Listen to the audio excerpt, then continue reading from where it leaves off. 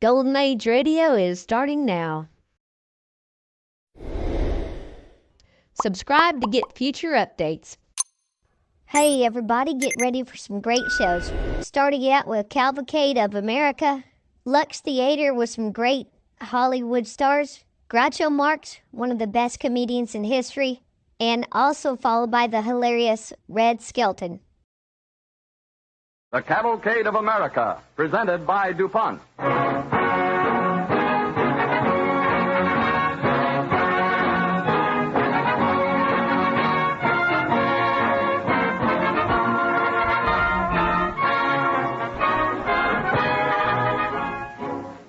History is studded with the names of men and women who turned to America in their hour of need and won recognition. This evening we bring you the story of a genius who was shunted aside by Europe until America eventually recognized his work. The story of Alfred Bernhardt Nobel, the inventor of dynamite. His belief in his own invention and his unswerving faith in the potential greatness of this country of ours were typically American. They are the same ideals which inspire the research chemist to strive continually toward the goal expressed in the DuPont pledge, better things for better living through chemistry.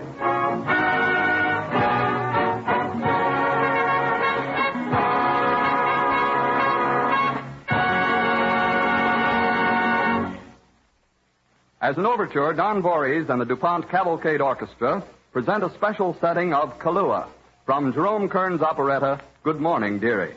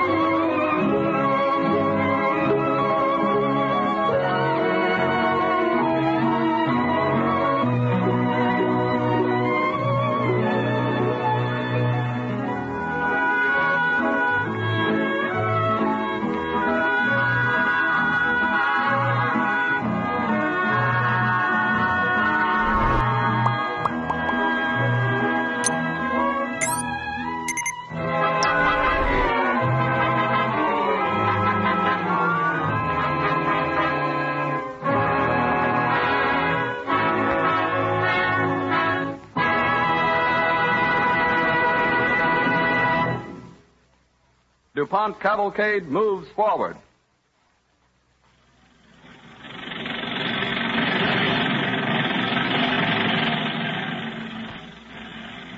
Let's see what dynamite is doing at this minute. Deep down under the pavements of New York City, just a few blocks from the theater in which this broadcast is originating. About 50 feet underground, blasters and drillers are using dynamite to help them bore the approach to the new Midtown Tunnel, which will pass under the Hudson River. You know, Ollie, this is going to be quite a hole when we get it done. How'd you like to dig it all out by hand? I sometimes think about that. The job would never be finished if we had to do that. Yeah, but we don't have to. Swedish fellow, he fixed that. A Swede? Go on, you're kidding. I tell you truth. Now, listen, Ollie, I like you. You're all right. The Swedes haven't done everything in the world, you know. Yeah, but Swedish fellow, he help us rip the rock out of this tunnel. Every other tunnel. Every deep foundation. There, you hear that? Of course. Another blast down the line. Another few 100 pounds of rock ready to be carried out. Yeah, thanks to dynamite. Thanks to Swedish fellow, Nobel.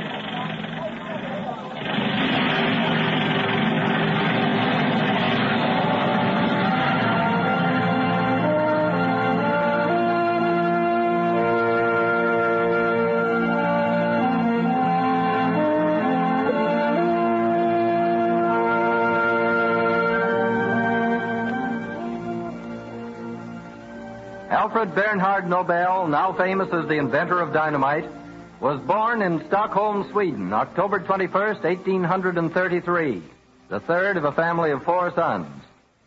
He first enters our story in 1848 when he was 15 years old. With his father, Emanuel Nobel, he is visiting the laboratory of Professor Sinin in St. Petersburg, Russia. I am glad you have come to see me, Mr. Nobel. I am happy that you have brought your young son, Alfred. He has been urging me for some time to bring him to see your laboratory, Professor Sinin. You are interested in chemistry, Alfred? Yes, Professor. Especially in nitroglycerin, sir. Nitroglycerin? Yeah. But what in the world can you know about nitroglycerin? Well, I know the doctors use it as a heart stimulant, but my father is interested in other uses for it. Other uses? What might they be? Well, I don't know what they might be, sir. I only know that nitroglycerin is a powerful explosive. Quite right. Alfred, would you like to see a demonstration of that? Oh, yes, sir, I would. I would like to also, Professor. I know you have carried through some experimental work with nitroglycerin, Mr. Nobel. So have I. And I have discovered a certain peculiarity it has. As an explosive, I mean. Its properties are unusual, to say the least. And its potentialities are great. Watch. Let me pour just a few drops of the nitroglycerin on this iron anvil. There. Notice the extent of the mass. Now I shall explode it. Stand back, Alfred. Yes, sir, but I want to see what happens. Oh, you shall see. Just watch the nitroglycerin when I strike it with a hammer. Ready? Now. There. Do you see the same thing I do, Mr. Nobel? Yes, I see. I see it, too. It all exploded right where it was. It didn't spread as you would expect an oil to do. Mr. Nobel, your son has expressed it better than I could. Is he a chemical genius? A youthful prodigy? Well, Alfred is intensely interested in chemical experiments. It exploded without spreading. Pardon me, sir. What do you believe about nitroglycerin? I believe it is potentially the greatest explosive agent the world has ever known. But we must learn how to control its powers. First, we must have a practical way to detonate it, to explode it. You understand? Yes, sir, I understand. And I wonder.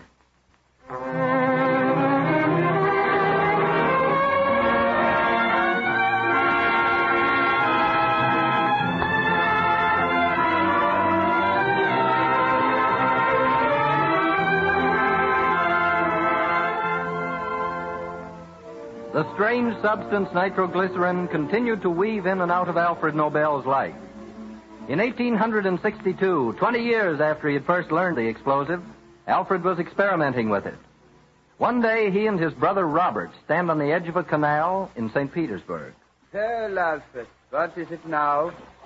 Nitroglycerin again? Yeah. You remember what Professor Sinin said about it? That it would become an important commercial explosive if only a practical means could be devised to detonate it. Yeah, and you have found that means, Alfred? Perhaps. I hope so. Now, you see what I have here? Yeah. First, I filled a glass tube with nitroglycerin and corked it well. Yeah, and then? I inserted the tube into another, filled with gunpowder. A fuse leads into the powder through this cork. But that proves nothing. That is why we are here now. We may be able to prove something. Be careful. Be careful lighting the fuse. We don't want to be blown to pieces. Throw it away, Alfred. Throw it away. Yeah, I'm planning to do that. There. And now we shall see what happens. But you threw it in the water. Nothing can happen to it there. We shall know before long. Alfred, it exploded. You have done it. Yeah. I believe that I have found out how to detonate nitroglycerin. Yeah. The next step is to make it better and safer.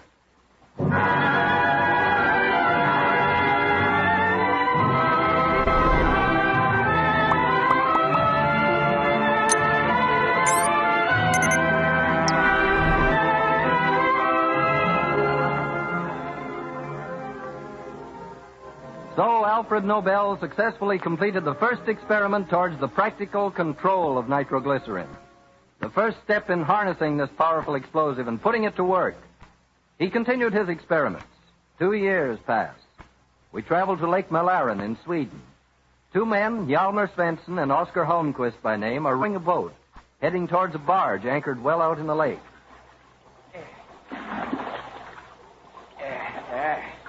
This is a fine business.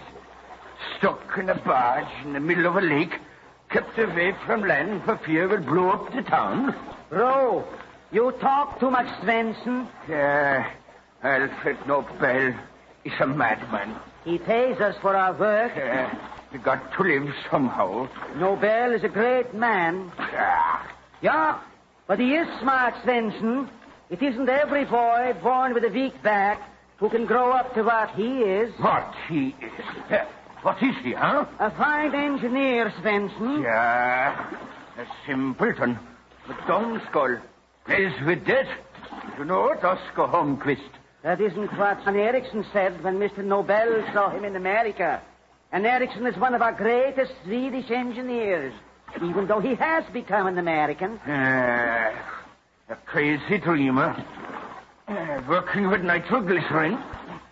Stuff that can blow us all into eternity without a second's warning. That's Mr. Alfred Nobel.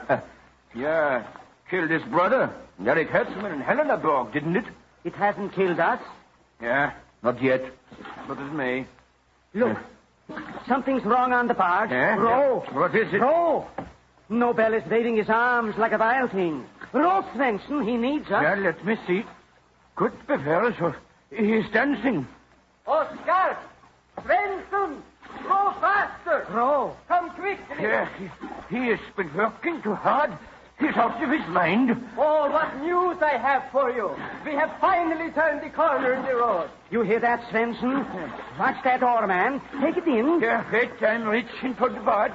You know, I have it. I'll steady the board. Why are you so excited, Mr. Nobel? Oh, because something has happened, and from it I have an idea. One of the cans of nitroglycerin leaked into the kieselure, the earth in which we had packed the can. Good befell us. I'm glad I was not there. And the nitroglycerin was absorbed by the kieselure, leaving a sort of crust. But what is strange about that? The amount of absorption was tremendous. Come on board. I will show you. Yeah. All right. Yeah. We are on the right track. I know it. I have an idea, and I believe it will lead us to an explosive that is safe to handle.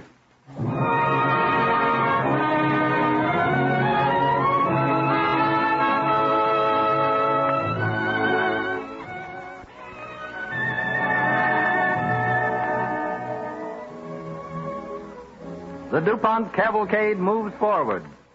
The idea born on that barge was followed by days and weeks of strenuous effort. Nobel gave mankind an explosive that could be handled safely, that was safe when handled by experienced men. he was already manufacturing a nitroglycerin he called Nobel's patent blasting oil. So he called the new explosive dynamite and started to manufacture it about the end of the year 1866. In 1867, Nobel and his partner, T. Winkler, face what appears to be a crisis. They are seated in an office in Hamburg, Germany. You are worried, Alfred. Yeah, I am, Winkler. Things are piling up on us. There is no sense in trying to carry our development of nitroglycerin any further. But our business? Yeah, that is just the point, Winkler. Louis de Beaupré is waiting in the other room. What he has to say will have definite bearing on a plan I have in mind. Please ask him to come in. Here, I will. Please come in, Monsieur de Beaupré. Mr. Nobel will see you. Merci, monsieur. Mes compliments, Monsieur Nobel. Sit down, Louis. Now, what have you to tell us? It will not please you, monsieur. One by one, after painstaking consideration, the nations of Europe are forbidding the shipment of nitroglycerin. Yeah, I know that. They will not transport it. It is too dangerous. Yeah, but France says the same. France must link hands with the others, Monsieur Nobel. She knows, quite as the other nations know, that nitroglycerin cannot be transported safely. You realize what that means? Yes, it is unfortunate, monsieur. It is unjust, unfair. It is unfortunate I could not have brought you a more pleasing answer. That is all. I believe so. Merci, monsieur. I am sorry. Au revoir. Well, that settles it, Winkler. I have believed that our new product, dynamite, is the answer to our problem. Now, Beaupré has proved it is the answer. Here, in Europe? Well, yes, Winkler, but mostly in America. It is a vast country, America, and a new country. It has the greatest natural resources in the world. Such resources cannot be adequately developed without explosives. Dynamite solves the problem. You're right, Alfred. I trust so, and we are going to find out. I have had my taste of America, and I like it, too. But it is your turn. You know our problems.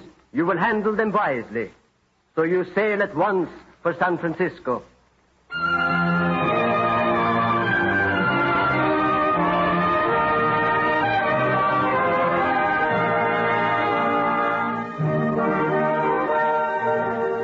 Winkler, authorized to represent Alfred Nobel, took ship for the United States and arrived in San Francisco in 1868. The United States was almost a virgin country, a country in the making.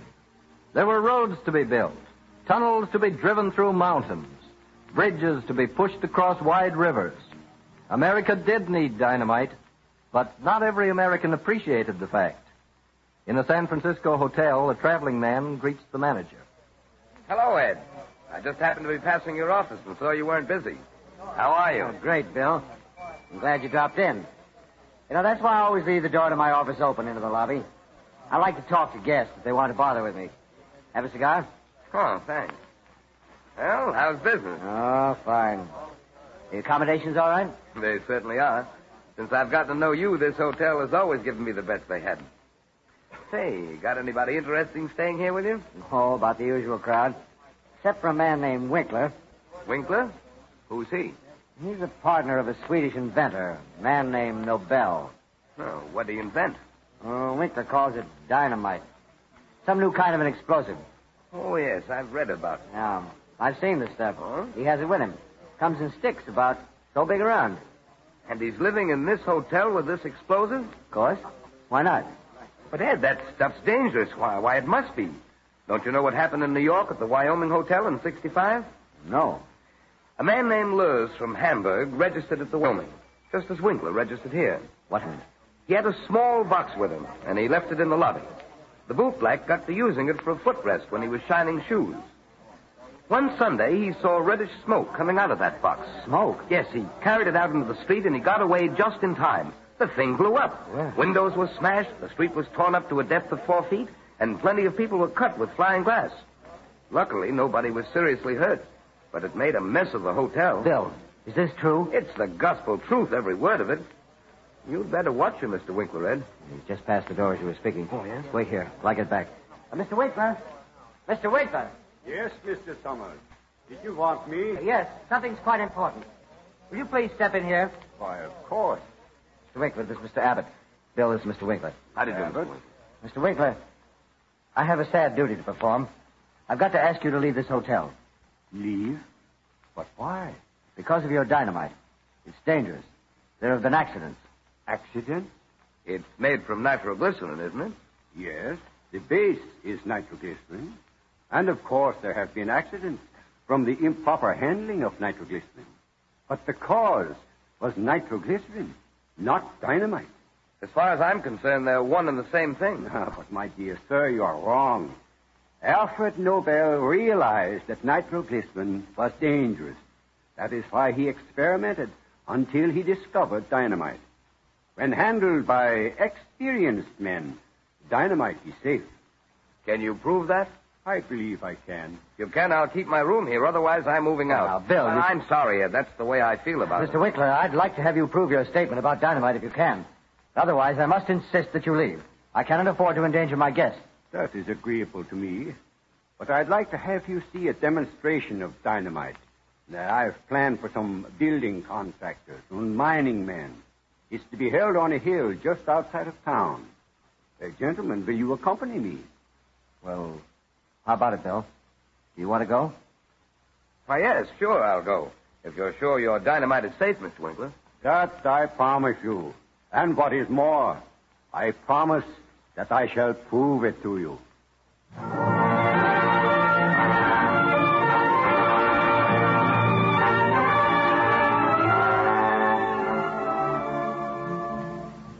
T. Winkler went upstairs to his hotel room. He returned in a few minutes carrying a small black bag. Then he escorted the two men to the edge of the city.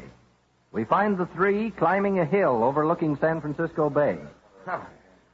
Aren't we almost there? Yeah. I didn't know we were going to tramp all over California. Yes. How about it, Mr. Winkler?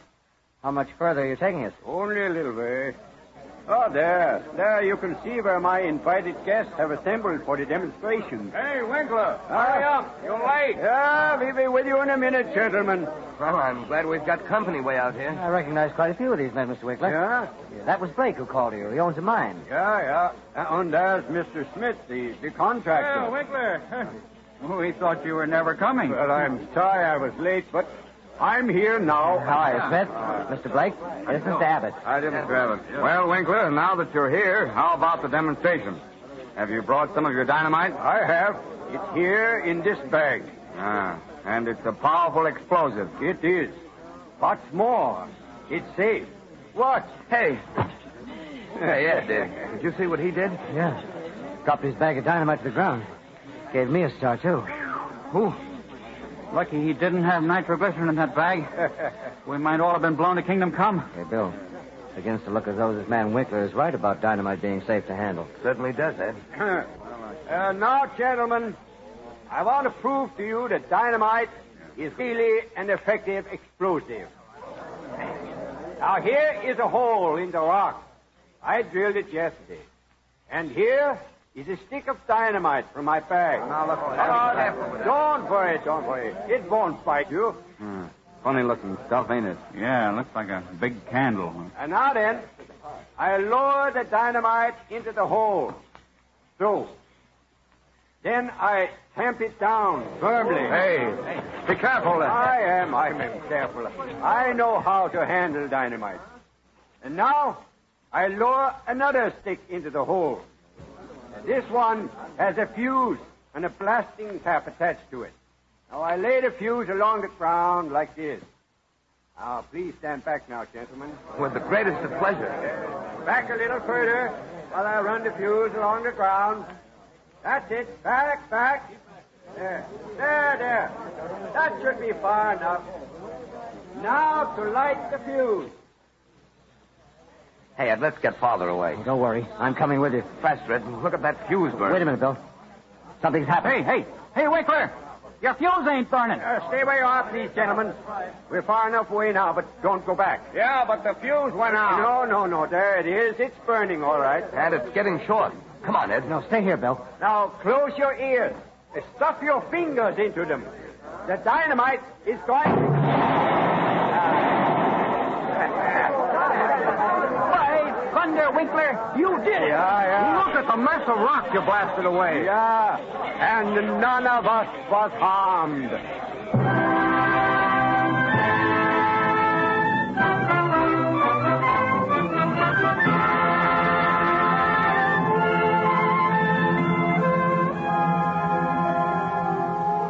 That short demonstration proved the practical worth of dynamite.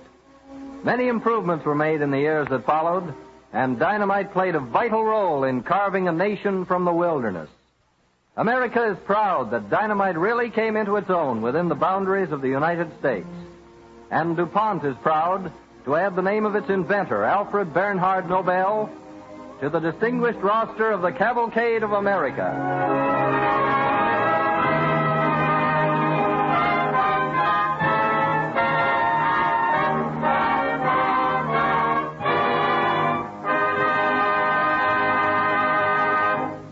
More than 125 years ago, 22 years before Nobel was born, Thomas Jefferson, President of the United States, wrote a letter to his young friend E.I. DuPont ordering 250 of DuPont blasting powder to be used for clearing rocks from Jefferson's farm. About 75 years later, the company DuPont founded started producing dynamite, for the new industrial explosive had proved itself a much better product for most blasting purposes. Since that day, DuPont chemists have made many improvements in dynamite. Recently, DuPont announced the last word in safety, the blasting agent called nitromon, which is so shock-proof that one can throw it off a cliff or fire into it with a rifle bullet without setting it off. No other product does more constructive work than dynamite. Let's take a quick swing around our own country and see what DuPont Dynamite is doing to help build the America of today. Detroit, Michigan. DuPont Dynamite helps deepen a waterway that's the world's busiest in the open season to handle the bigger freighters now in use on the Great Lakes. The Livingston Channel in the Detroit River, connecting Lakes Erie and Huron, is made deeper, safer. In the Pacific Northwest, where DuPont Dynamite is helping build the world's greatest engineering projects, the Fort Peck Dam in Montana. By controlling headwaters of the Missouri River, it helps control floods. The Grand Coulee Dam in the state of Washington. In the upper Columbia River basin, Grand Coulee will form a lake about 150 miles long, making productive land out of a barren area larger than the state of Delaware. And the Bonneville Dam near Portland, Oregon. Dynamite aids navigation and power development here. Huge rocks blasted from the roaring Cascade Rapids so that boats may pass. And the lower Columbia, controlled, furnishing power for home and industry. In the great coal region of West Virginia. An underground miracle made possible by dynamite. The 18.5-mile tunnel that drains off water so that millions of tons of coal may be mined with safety. Front Royal, Virginia. DuPont Dynamite helps carve an amazing skyline highway out of the mountains. It's the Blue Ridge National Parkway, soon to be completed, covering more than 500 picturesque miles from Virginia through North Carolina. Now we jump to Lackawack, New York, in the Catskills. Rondout Creek, headwaters of the Delaware River. Work started on a tunnel nearly 100 miles long. It'll carry drinking water to the city of New York. Trainloads of dynamite will be used in its construction. Yes, Dynamite the Builder, developed by the chemist for widely varied uses that contribute toward national progress and personal comfort for us all. By his many improvements in the efficiency and safety of dynamite, the research chemist continues toward the goal described in the DuPont pledge, better things for better living, through chemistry.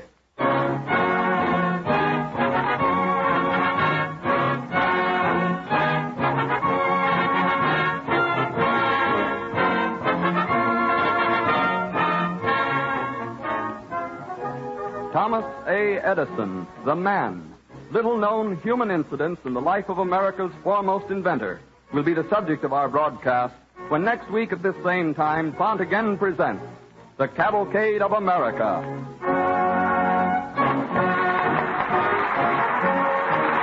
This is the Columbia Broadcasting System.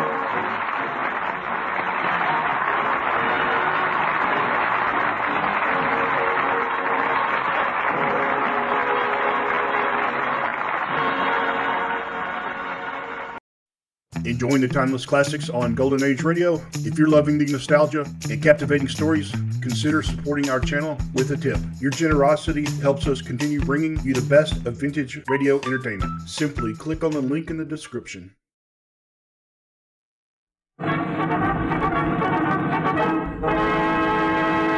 From Hollywood, California, the Lux Radio Theater presents Irene Dunn and Cary Grant in Theodora Goes Wild.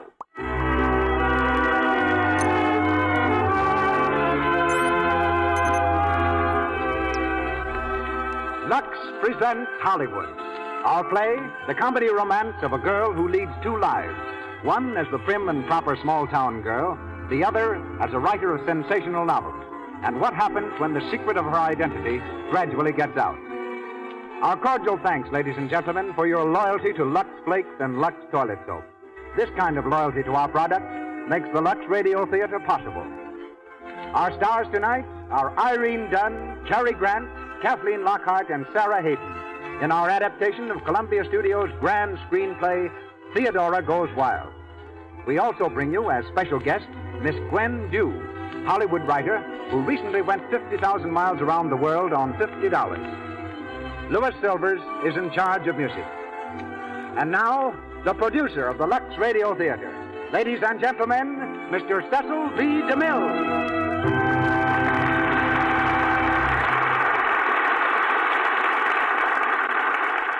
Greetings from Hollywood, ladies and gentlemen. The triumphs of Irene Dunn and Cary Grant are among Hollywood's happiest inconsistencies.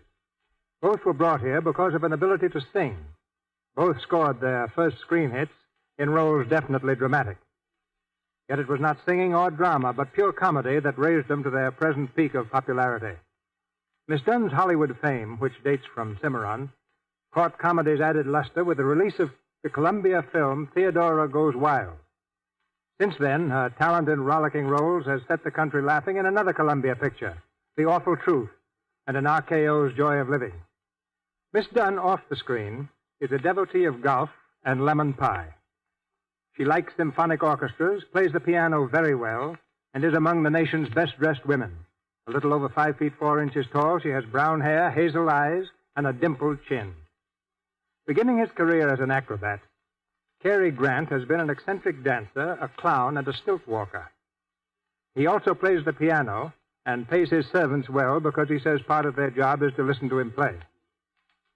Having demonstrated his comedy skill in Topper, The Awful Truth, and Bringing Up Baby, Cary is currently seen in the Columbia picture Holiday. He's heard tonight as Michael Dane, while Miss Dunn plays Theodora Lynn. Featured in our cast are Kathleen Lockhart as Aunt Mary and Sarah Hayden as Rebecca Perry. It's curtain time now, and the Lux Radio Theater presents Irene Dunn and Cary Grant in Theodora Goes Wild.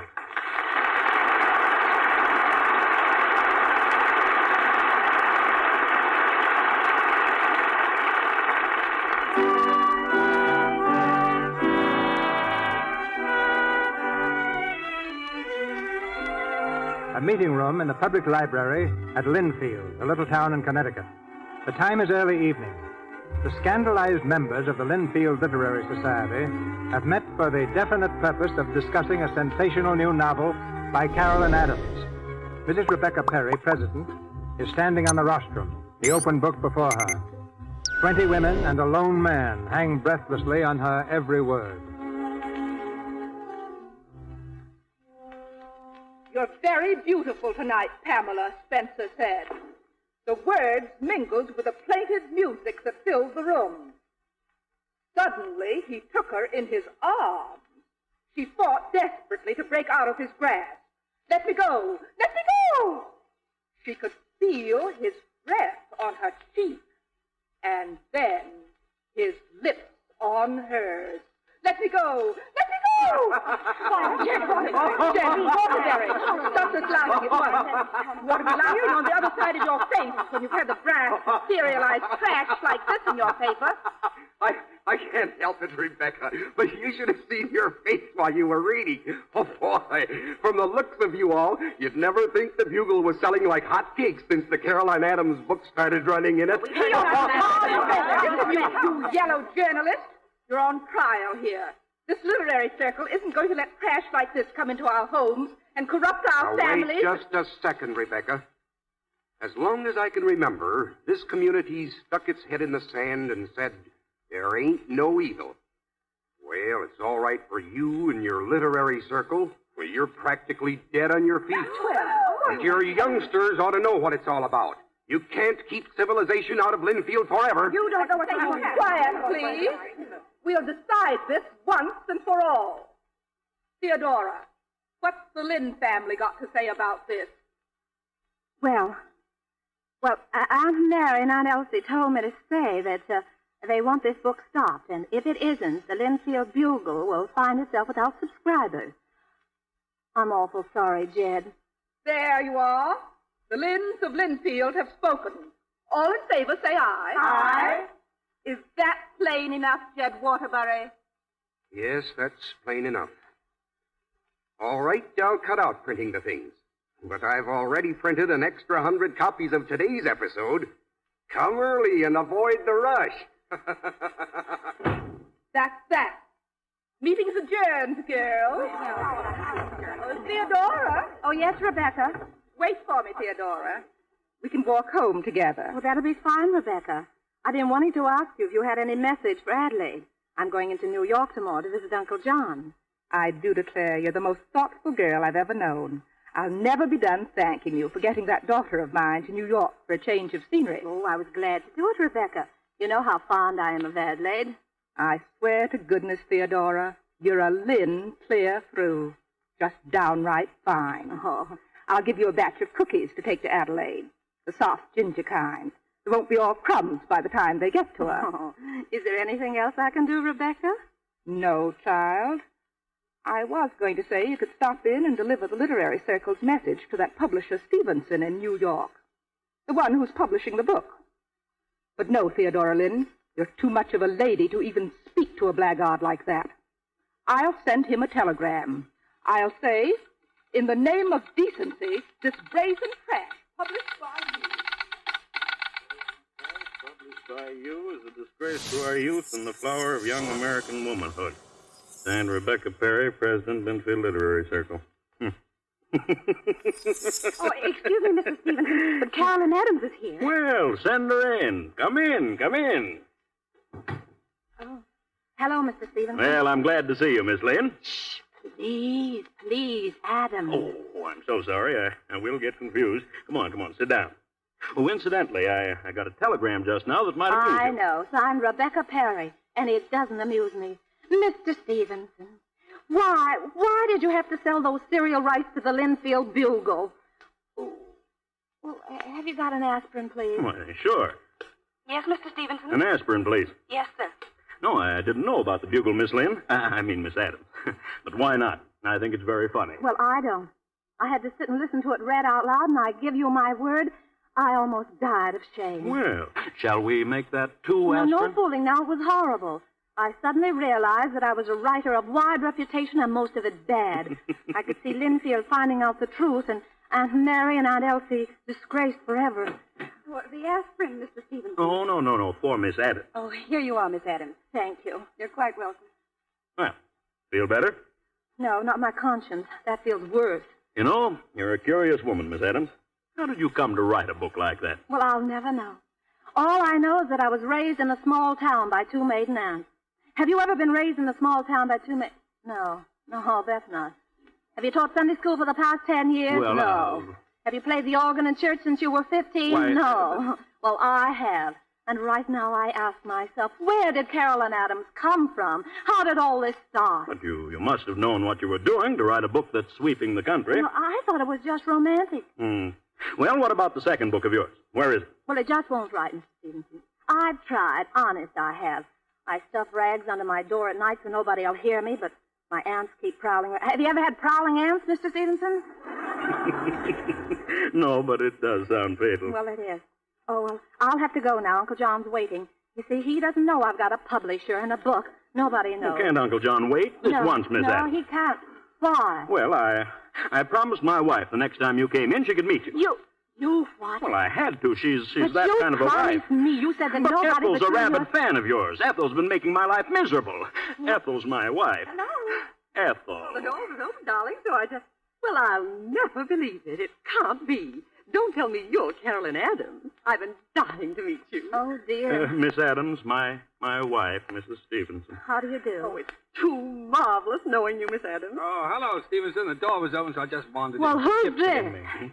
Why's the door always open? Oh, don't mind me. Get out of here, Michael Dane, Now, and you close see, that Mr. door. Stevenson, first it's one person and then it's two. Well, Michael, are you going? No, you can close your own doors, Arthur Stevenson. Well, one thing I'll say for Michael, he only goes where he's not invited. Oh, Miss Adams, I am sorry. I didn't know Michael would follow me over here. Carolyn Adams, eh? Well, you ought to know me. I'm the man who painted the cover for your book and the glorious woman over Arthur's desk there. Well, she may be glorious, but she's also underdressed. Oh, well, that's evening clothes. That's the way you described her in your book. Wait a minute. This isn't some kind of a joke, is it? You're sure you're Carolyn Adams? I wish you'd get out of here, Michael. What do you mean, is she sure she's Carolyn Adams? Well, Arthur, I don't know. But Carolyn Adams ought to look like a woman who's lived. You know, a Sam Moritz tan, a Monte Carlo glitter in her eyes, a sort of a certain London weariness around the eyebrows. Why, Miss Adams, there is a certain bloom of innocence in your face that surprised me, too. Well, what did you expect to see? The tattooed woman? I must go now. Uncle John's waiting. Just a minute, Miss Adams. It's my curiosity. It takes hold of me and shakes me like a terrier shakes a rat. But is that a manuscript you're carrying, Miss Adams? No. It's a box of ginger cookies, the soft kind, no crumbs. Fine. You know, Miss Adams, I've had a craving for ginger cookies all week. May I have some? Oh, yes. Do have some. Take them all. Oh, thanks. I will. Mrs. Stevenson, you must forgive me now because I've really got to see Uncle John. Well, I just hoped you'd at least have dinner with us, Miss Adams. Well, I'm sorry, but I can't. You see, I must make an early train back home. Where's that? Ethel, my dear, Miss Adams lives out west. Yes, way out west on the range. Where the deer and the antelope play. Michael, shut up. Oh, but look, Arthur, darling, there are trains leaving for way out west all night long. Oh, Miss Adams, I won't take no for an answer. We'll meet you here at 6. Well, it looks like that's that, Miss Adams. We'll put you on the earliest possible train after dinner. I didn't bring another dress, and Oh, well, all right, but I've got to run now. Well, I'll be here, too. See you later. Oh, he won't be here, Miss Adams, not if we can help it. Well, if I could only be sure of that. Goodbye. Goodbye, dear. 6 o'clock.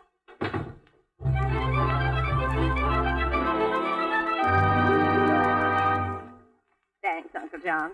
The usual check for $300. That's all we'll need. You can put the rest away. Such virtue. Oh, by the way, Theodora, when are you going to let me show you the town? Oh, sometime maybe. I see.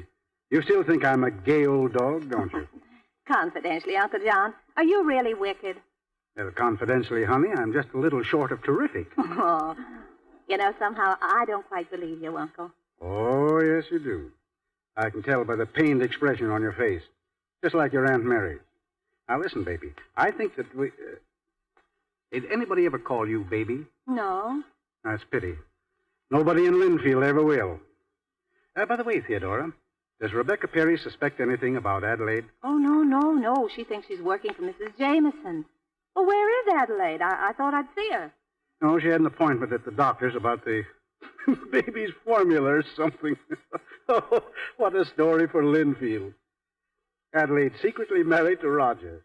Adelaide and Roger have a baby. And you hide Adelaide and the baby away with your sinful old uncle in New York. Because Roger won't get a dime of his money until he gets a diploma or something. You know, Theodora, this low trick you're playing on Linfield, and Rebecca Perry tells me there's hope for you. Now, there's nothing low about it. Oh, I've got to leave, Uncle. Oh, what for? Well, I've got to make the 6 o'clock train for home. Oh. Train, eh? Well, there's a sparkle in your eyes I've never seen before. You know, Theodora, I think I'll be proud of you yet. Not if I can help it, you old Roy.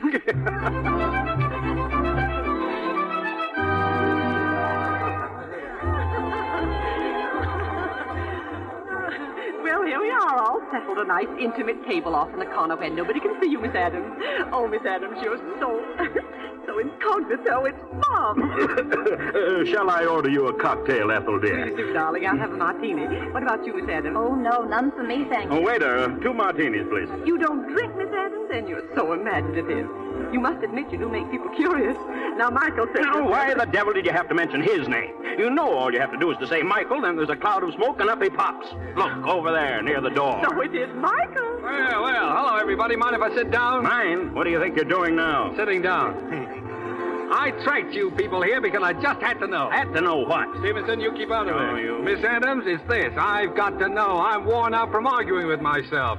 Did you really write that book? Yes, I really wrote that book, as you call it, and I wish you just wouldn't have dinner with us. All right, I won't have dinner with you. You 3 do all the eating. I'll sit here and starve. Starve? After all those cookies? Oh, martini, sir. Oh, that's fine, waiter. 1 here and 1 here. Yeah, and 1 here. Waiter, dear. Waiter, Yes, ma'am. you might as well bring 2. Oh, my God. She lives. She breathes. She speaks.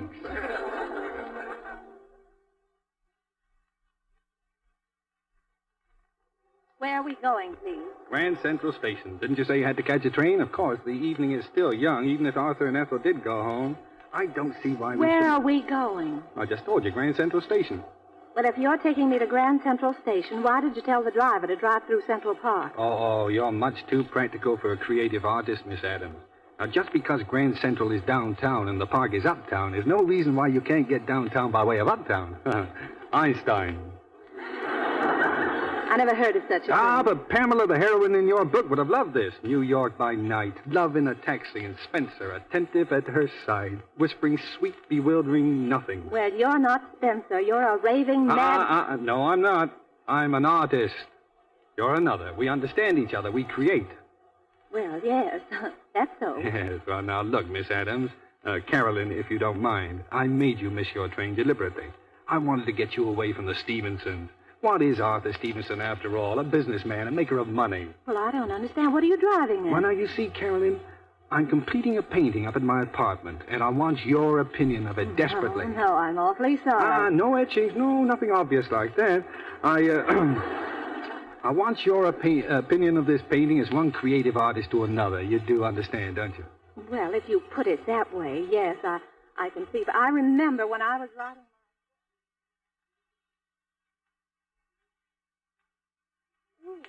It's a lovely little place.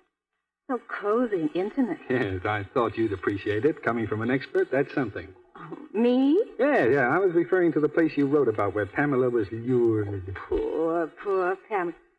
Oh, that's it. That canvas over there, isn't it? Yes, it is. I'll just remove the cover so that you can see it. There, what do you think of it? Oh, another underdressed woman. Oh, well, she's charming. Yeah. Carolyn, did I tell you how beautiful you look this evening? No. Oh, but Carolyn, you do. Oh, you take that look out of your eyes, Mr. Dane. Oh, but Carolyn, now here, you're adorable. Don't you dare. You let me go. You let me go. Oh, how dare you kiss me? Now, Carolyn, come here. You stay right where you are. But, darling, you don't seem to understand. You No, dear. I'll pick it up. You see, you dropped your purse. That's what I told you. No, Carolyn, don't go. Where are you going, Carolyn? Now, it's one artist to I'll another. call a policeman. If you dare, you come over to me. I'll call a policeman.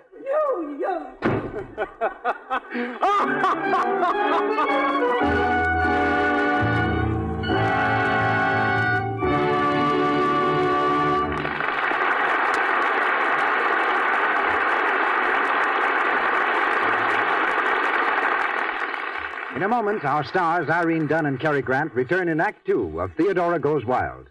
Now, in our brief intermission, we listen to 2 pretty girls home from a dance as they talk the party over before going to bed.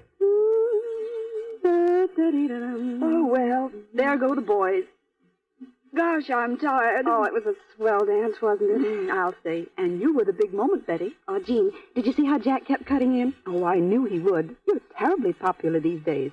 And no wonder. You're darling to say that, Jean. Especially when you know and I know that just a month ago I was Little Miss Not Wanted. Oh, don't talk that way, Betty. It's true, though. Oh, when I think of the chances I took with daintiness. But now, speaking of daintiness, let's lux our undies and our stockings, too. Let's do it this very minute. A minute or so a day with Lux does protect daintiness because Lux Flakes remove every trace of perspiration odor. They leave silk things sweet and fresh, and in addition keep the colors new-looking longer. We all know how important it is, especially in warm weather, to guard against an offense that spoils popularity, kills romance. For daintiness, Lux underthings after each wearing. Anything safe in water is safe in Lux Flakes. Our producer, Mr. DeMille. We continue with Theodora Goes Wild, starring Irene Dunn and Cary Grant.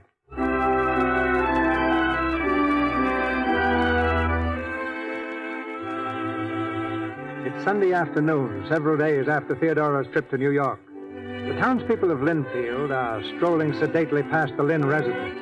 On the front porch, Theodora, Aunt Elsie, Aunt Mary, and Rebecca Perry, on their respective rockers, are watching the placid scene before them. There's an atmosphere of unruffled calm. It is almost too calm.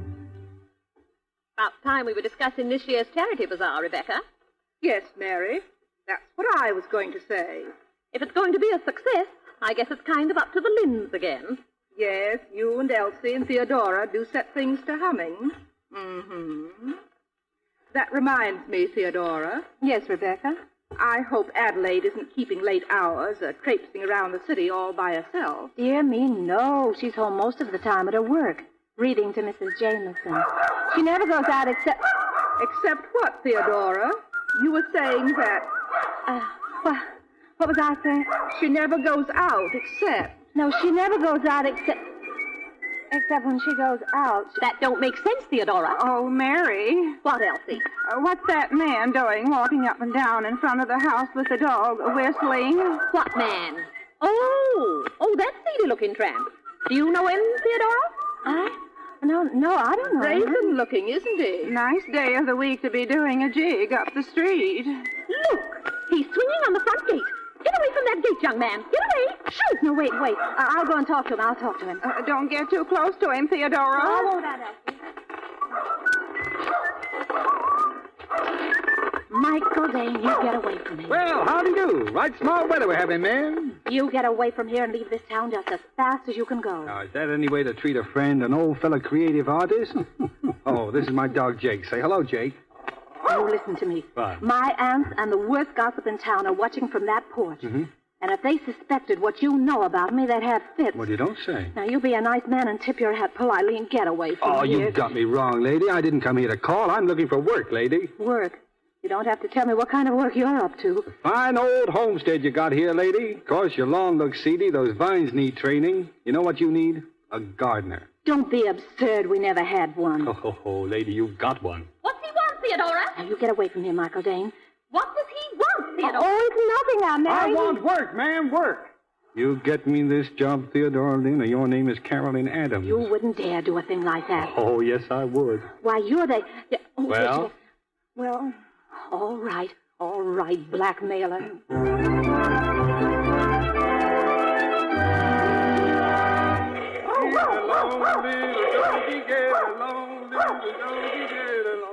That lawnmower never made so much noise before. That's because we never had a gardener before.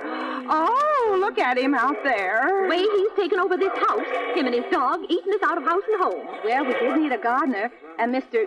Dewberry's worked as a gardener for years. Mr. Dewberry, huh? What outlandish kind of name is that? That's what he said his name was. Oh, he's got the dog hitched to the lawnmower. Half of Linfield was standing on the sidewalk watching him. Shut that window, Elsie. I'm going clean out of my head. See here, Mary, I'll settle with him. No, Aunt Elsie, I'll go. No, I'll speak to him.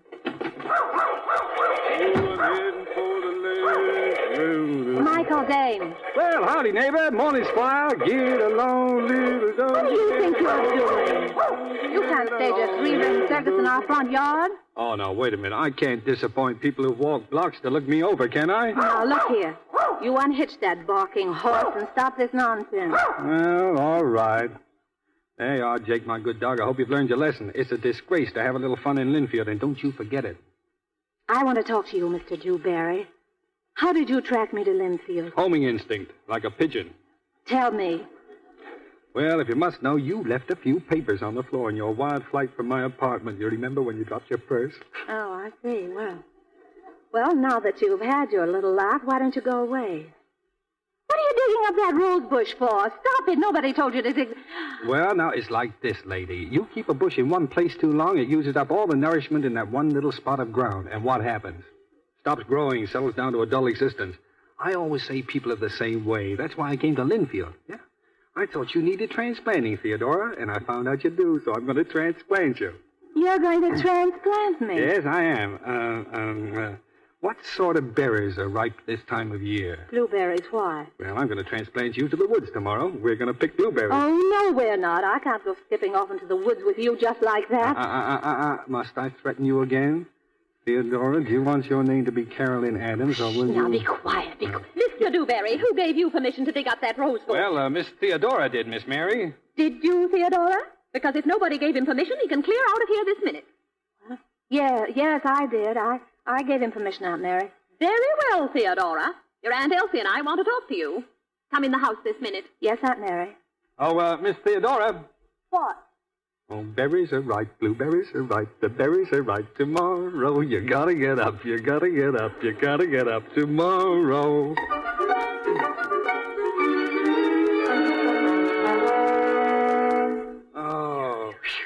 Oh, I gotta lie down. I can no more. I thought you said you were a berry picker. Oh, now, no cracks, you. I'm not used to bending over, that's all. Why, you're a wreck, Mr. Dewberry. You know what your trouble is? Oh, what? You need nourishing, new soil, transplanting. You're a nasty character. How about some berries? Well, here's a pail. Dig in. No, drop them in my mouth. Who'll chew them for you? Well, drop them way back so they just slide down. Oh, dear. Oh, please. Well, you ought to be ashamed to laugh like that, out loud and everything. What would Linfield say? Look, has anybody ever been known to laugh in Linfield? Well, there's a case or two on record. Yeah, well, somebody must have been tickling them. You know, you're a strange, sad case, girlie. Did you know that? No, tell me, Doctor. Well, to start with, you're really a nice girl, full of normal desires. But I tell you what's happening to them. What?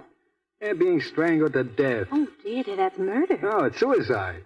What Linfield doesn't let you feel, you write about. Love, laughter, what you want to experience and can't. Yes, go on, Doctor. Now, there's a happy world out yonder, girlie. Break loose, be yourself. Tell Linfield to go take a jump in the lake. Imagine I'm married taking a jump in the lake. Well, you won't be a free, happy soul until you do tell them. I know what I'm talking about. It's tough to fight your family and background and be yourself, but I did. Yeah, sure. They had me all set to follow in Papa's footsteps, be a banker and a statesman. I wanted to paint. I painted. Oh, I knew you would. You're so brave, aren't you? Want a berry? Sure, start dropping, lady. All right. Now, I'll make a trade with you. If you give me that cigarette you just lit, I'll let you have some more berries. It's a deal. Thanks. And now a question. What, may I ask, is little Theodora going to do with the cigarette now that she has it? Well, Michael will eat his berries while Theodora puffs contentedly on her cigarette. Monarch of all she surveys. Oh, I'll bet you never smoked in your life. Like I never got up early, huh? Like I never picked a berry. You presume things, Mr. Dewberry. Oh, go ahead, smoke. Burst into flames, see if I care. Oh, don't worry about me. I won't burst it. Here. Here's a handkerchief, I must have stupid. swallowed. Oh, I'm all right. Well, I'll wipe your eyes for you, you ninny. I'm all right, Michael. I'm all right. Are you all right, dear? I'm fine. Fine. Oh, you're lovely. Lovely. Michael. Darling. You really meant it this time, didn't you, Michael? Uh-huh. The sun's up. It's a new day. Oh, Michael, it's Sunday. Sure, I guess it is Sunday. Oh, but don't you know what that means? Oh, it's what? Sunday. The only way we can get back to the house is down Main Street. What about it? Well, church will be out, and they'll see us, and they'll see us with our berry pails. Well, they won't see us with machine guns. What are you worrying about? Well, I can't help it. I'm worried about Rebecca Perry and the Linfield Literary Circle. Everybody.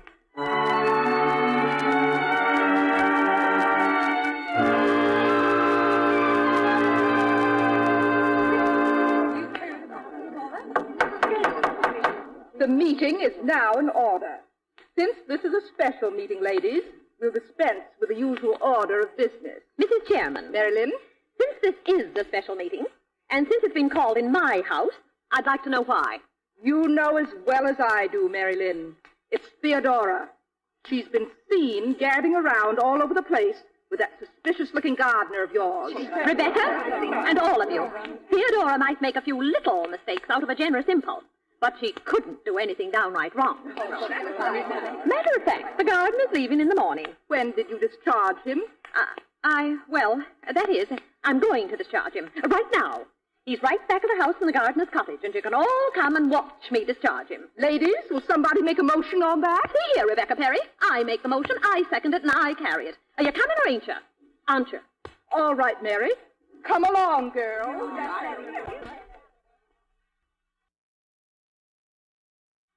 Michael, I've got to go. I've got to, I tell you. Sure, I know. Sit down. No, I only came to tell you there's something up. Huh? They're holding a meeting in the house right now, and it's about you. About us. Us? Oh, what a grand topic for a meeting. Let's hold one ourselves. Come on. Oh, Michael, you're such a fool. Yes, ma'am. Come here, darling. Come. Oh, what? Ah, you're swell. Do you know it? You're grand. Mr. Dewberry, we've come to settle... Theodora! You here, Theodora? After I just did... Oh, Theodora. Now, what do you think, Marilyn? I think we'd better go back to the house and go on with the meeting. Meeting nothing. Come out here, Theodora Lynn. As secretary of the Linfield Literary Society, what have you got to say for yourself? Come in. Come in? Yes, come in. Don't stand there gaping. Listen to me. I want you to listen too, Michael. I came out here to Michael's cottage to see him, to tell him that I don't want him to go. But he's got to go because you want him to. Theodora! It doesn't matter what I want. You're telling me what's good for me, what's proper, what isn't proper. You've been telling me that since I was 3 years old, and I'm sick of it. You've glared and scolded and frightened me all I'll stand for. Now I'll tell you something. I'll tell you something you'll never forget. There's no law that can put that gardener off these premises. He's going to stay. It's a free country. I'm over 21, and what I choose to do is none of Linfield's business. I invite the whole town to take a jump in the lake. Oh, and just one more thing before you go. Aunt Elsie, Aunt Mary, Rebecca, all of you. I love him. You will? I love him, and I always will. And there's no one in this town that can stop me. Come on, girl. Well, Michael. Well, Theodora. I told them off, didn't I? Oh, yeah, you sure did tell them off. And it was the truth. Swell. I was thrilled to hear myself say it, and proud, too. Right then I knew I never could have sent you away. Yeah, well, when you finally let go, you certainly rocked the world, didn't you? I guess you and I have a lot to talk about, Michael. Yes, yeah, I guess we have. Well, we better not start tonight, though. Are you proud of me, Michael? Oh, I'll tell the world, baby. Baby? And Uncle John said nobody in Linfield would ever call me baby. Good night, darling. Good night, darling.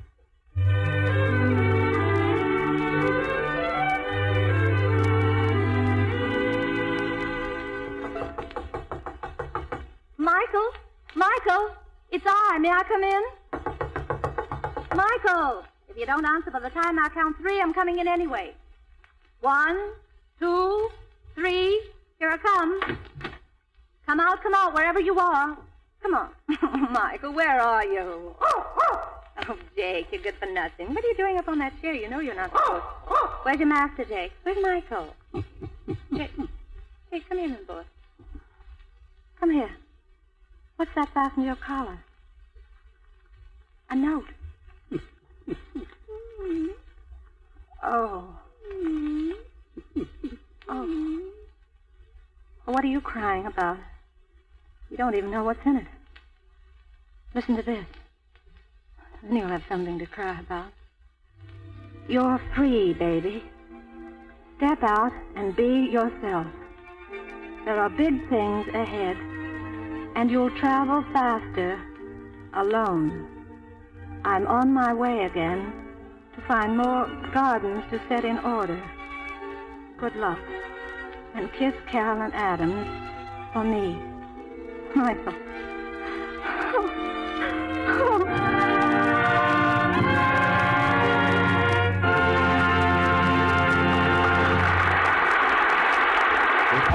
station identification. This is the Columbia Broadcasting System.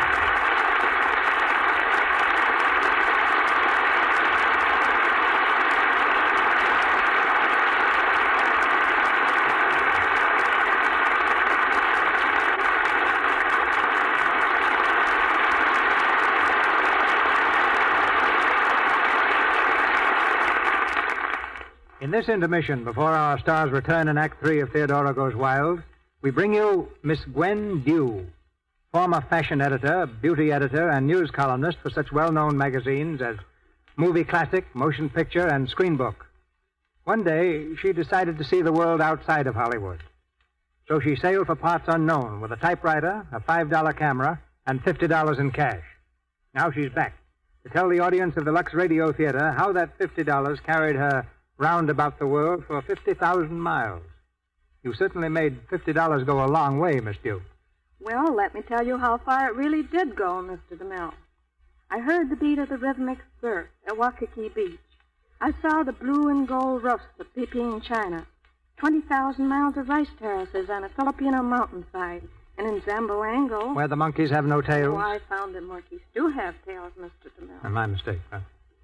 I saw 300 golden bronze men dance at midnight, far out in the Balinese jungle. I was entertained by the Sultana of Sulu and the son of the Sultan of Johor. I met Charlie Chaplin in Tokyo. At Amalfi, Italy, I rested a while on a beautiful spot where Greta Garbo had recently been staying. I talked to everyone, from Cooley to King. Now, before half our audience gets the idea that they, too, can see the world for $50 and without having to join the Navy, perhaps you'd better tell us what the catch is. Well, when I left, I had hopes of writing up my experiences and perhaps a few interviews. I had absolutely no assurance that anyone was going to buy any. But luckily for me, most of the 250,000 words I wrote and the 1,000 pictures I took with a $5 Kodak were sold to newspapers.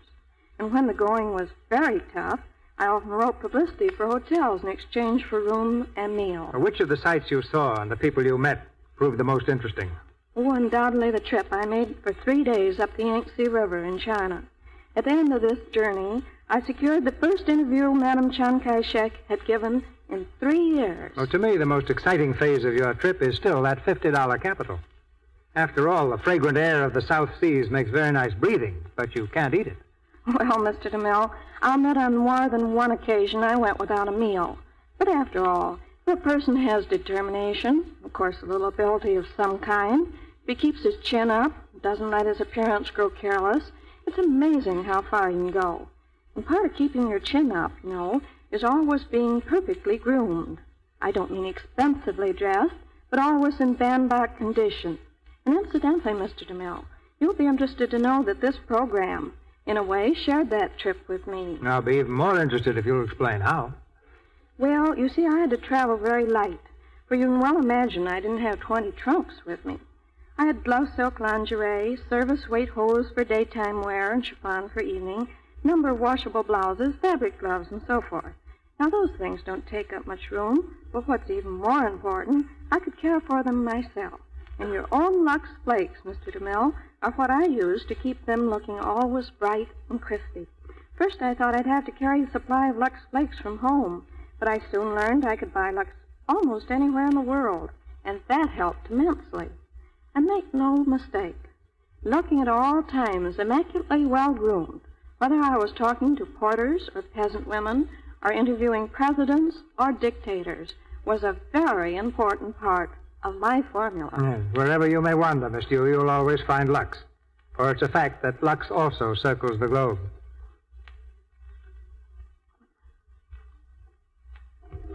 Yes, now that I am home again, I'm glad to know all that has happened. For I know now what people mean when they're talking about Bubbling Well Road or the Rue de la Paix, and what it is like to have been on a flying bridge on a dreamy tropical night, somewhere between Singapore and Egypt, with the stars just out of reach. And to those of you who are listening tonight and who read my stories while I was gone, I offer 1,000 thanks, for it was you who gave the world to me. Thank you, Miss Dew, for bringing it back to us.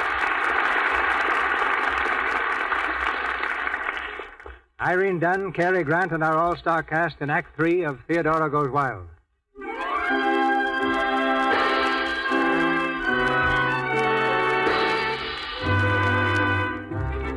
Michael's apartment in New York a few days later. It's morning.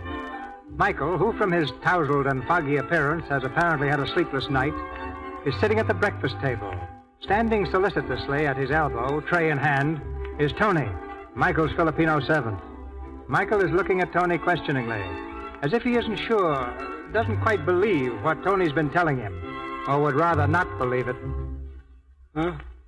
What? What'd you say, Tony? Your father telephone. He say he be here at 10 o'clock. 10 o'clock? What time is it now? 10 o'clock. Oh, stop saying 10 o'clock.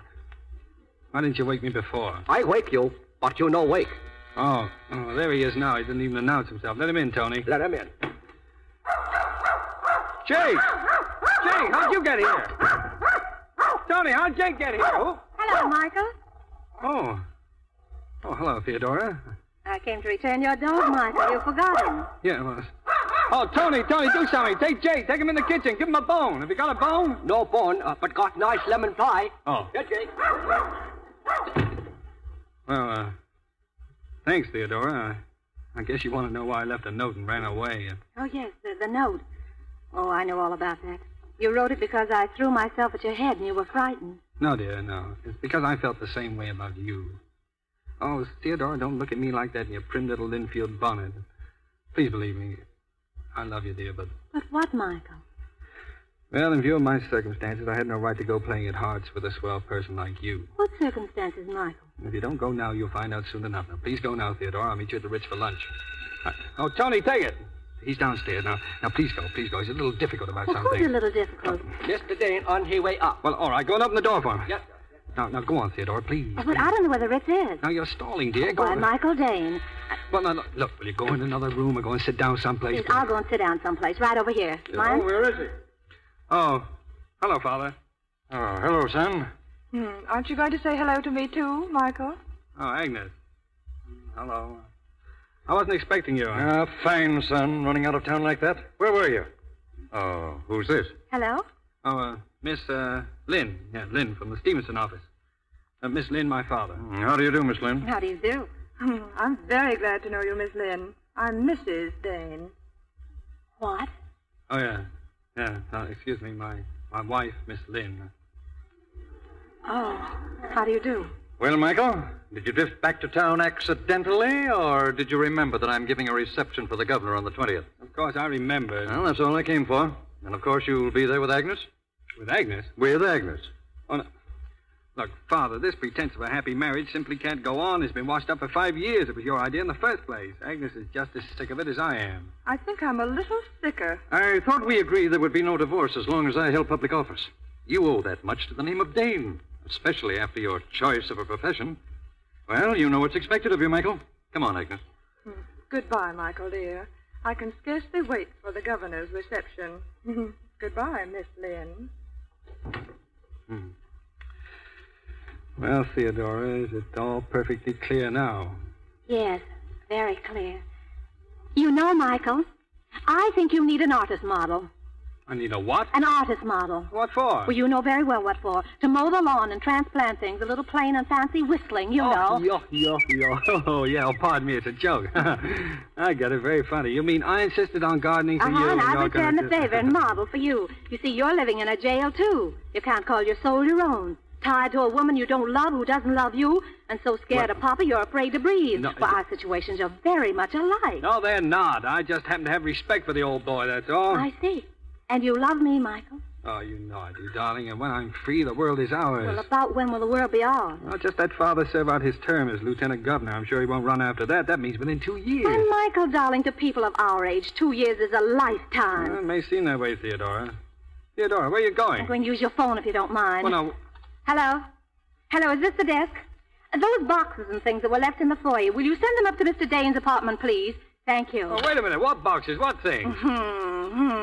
Some new outfits I just bought. No more prim little Linfield bonnets. Hats that sit on an angle like this. Now, wait a... And gowns, baby, backless. And now show me the tool house. Theodora, what do you think you're doing? Moving in. After all, what's a little scandal in the life of a model? Are you little...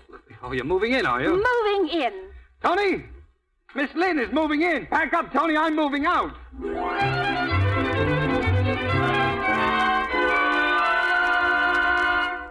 Carolyn, Miss Adams, what's happened to you? Why, what do you mean, Mr. Stevens? Well, your clothes, you're so different. Is that a silver fox? Oh, genuine. And wait till you see me in my backless dress. Just for the evening, of course. Oh, fine. What evening? Oh, now, let's not be too social. I've come to your office on business, Arthur. I came here to have a fight. Fight? I'm dissatisfied with the treatment I get from my publisher. I mean you. Well, in short, why don't I get any publicity around here? Publicity? But, my dear Miss Adams, you My never... dear you, Miss Adams, my dear Miss Adams, yes, you sit there and call me Miss Adams, but who else knows I'm Carolyn Adams? Well, you- Nobody. The widest selling author in the country, and who knows anything about me? Does anyone know that I'm fairly young and modern? Well, no, but they're going to. Now, I'll give you one more chance, Mr. Stevenson Publishing Company. I want publicity, and I want a lot of it. I want my picture on every jacket of every book of mine that's sold, and I want the story of Theodora Lynn and Carolyn Adams splattered over every paper of every town in the Union, and that goes for the Linfield Bugle, too. Now, look here. What are you doing? Yes? Yeah, Miss Baldwin, will you come in and bring your book, please? Oh, and one aspirin for Mr. Stevenson.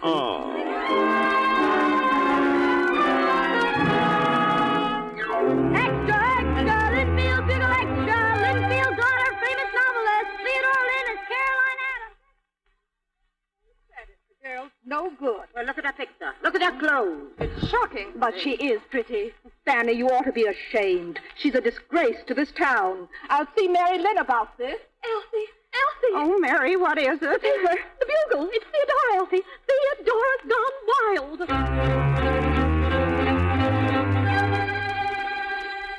Aha.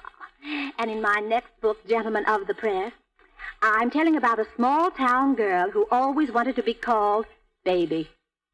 She goes to the big city and meets a tall, handsome stranger, and she is called Baby. Is that the story of your life, Miss Adams? Well, I shouldn't wonder. And who's the man? Oh, no, please. One question, Miss Adams. This is Michael Dane's apartment.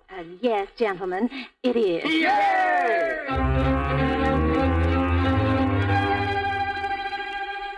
And you can tell your papers, gentlemen, the whole thing is a frame-up. I don't even know the lady. I've never been to Linfield in my life. Then why is she using your apartment, Mr. Dane? Yeah, why? Why? Well, it's a mistake, that's all. Oh, get out of here.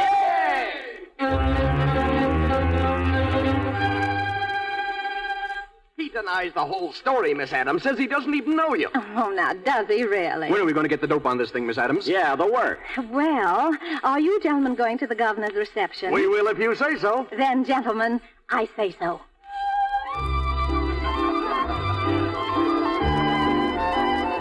I tell you, Michael, it's got to stop. All this publicity. I tell you, it will ruin my chances. Oh, I've been doing my best, Father. I've denied everything she said. What more can I do? Was there anything new in the papers today? No, she can't do anything else now. It'll all blow over. Michael. Oh, what is it, Agnes? I hope you're satisfied. She's here. What? Yes, here. Carolyn Adams. Here?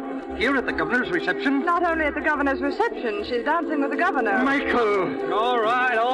And there are reporters all over the place. They're taking pictures, one after another. Get out there and get her away. Take her out on the terrace, anywhere, but get her away from the governor. All right, but how? Go on.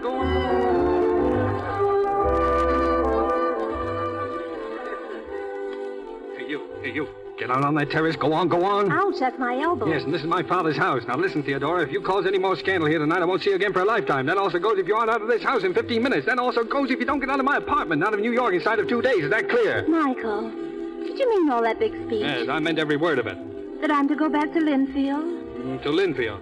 And wait? And wait, dear. I'll be free in 2 years. It's really... Goodbye, Michael. Yes, darling. Oh, now it's nothing to go to pieces about, dear, especially here. All right. I'll go back home. But I would like something to remember you by, Michael. Sure. Anything, dear. A kiss? Well, not here. When I see you off, I'll come to the train. Oh, no, you won't. You won't come to the train. You'll be afraid. Now, Michael. Now. All right, darling. Very well. You win. Darling. What? Hold me close. Yes. Yeah. Hold it. Hey. Thank you, Miss Adams. Wait a minute. What is this? A picture, Mr. Dane. And a honey. Pictures, newspapers. This was your idea, Theodora. Why, Michael. If I ever said I loved you, I must have been crazy. Goodbye.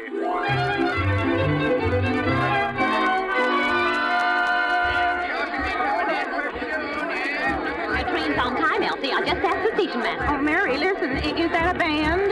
It's the whole fight and drum corps. Oh. Afternoon, Miss Lynn. Jed Waterbury, what's the band doing down here at the station? I invited them. Why? Got the whole town out to welcome Theodora back home. Jed Waterbury, I could slap your face. Oh, Mary. Well, I could. Theodora's been away almost 2 years, and the whole thing had blown over, and now he comes along and stirs it all up again. Here comes the train!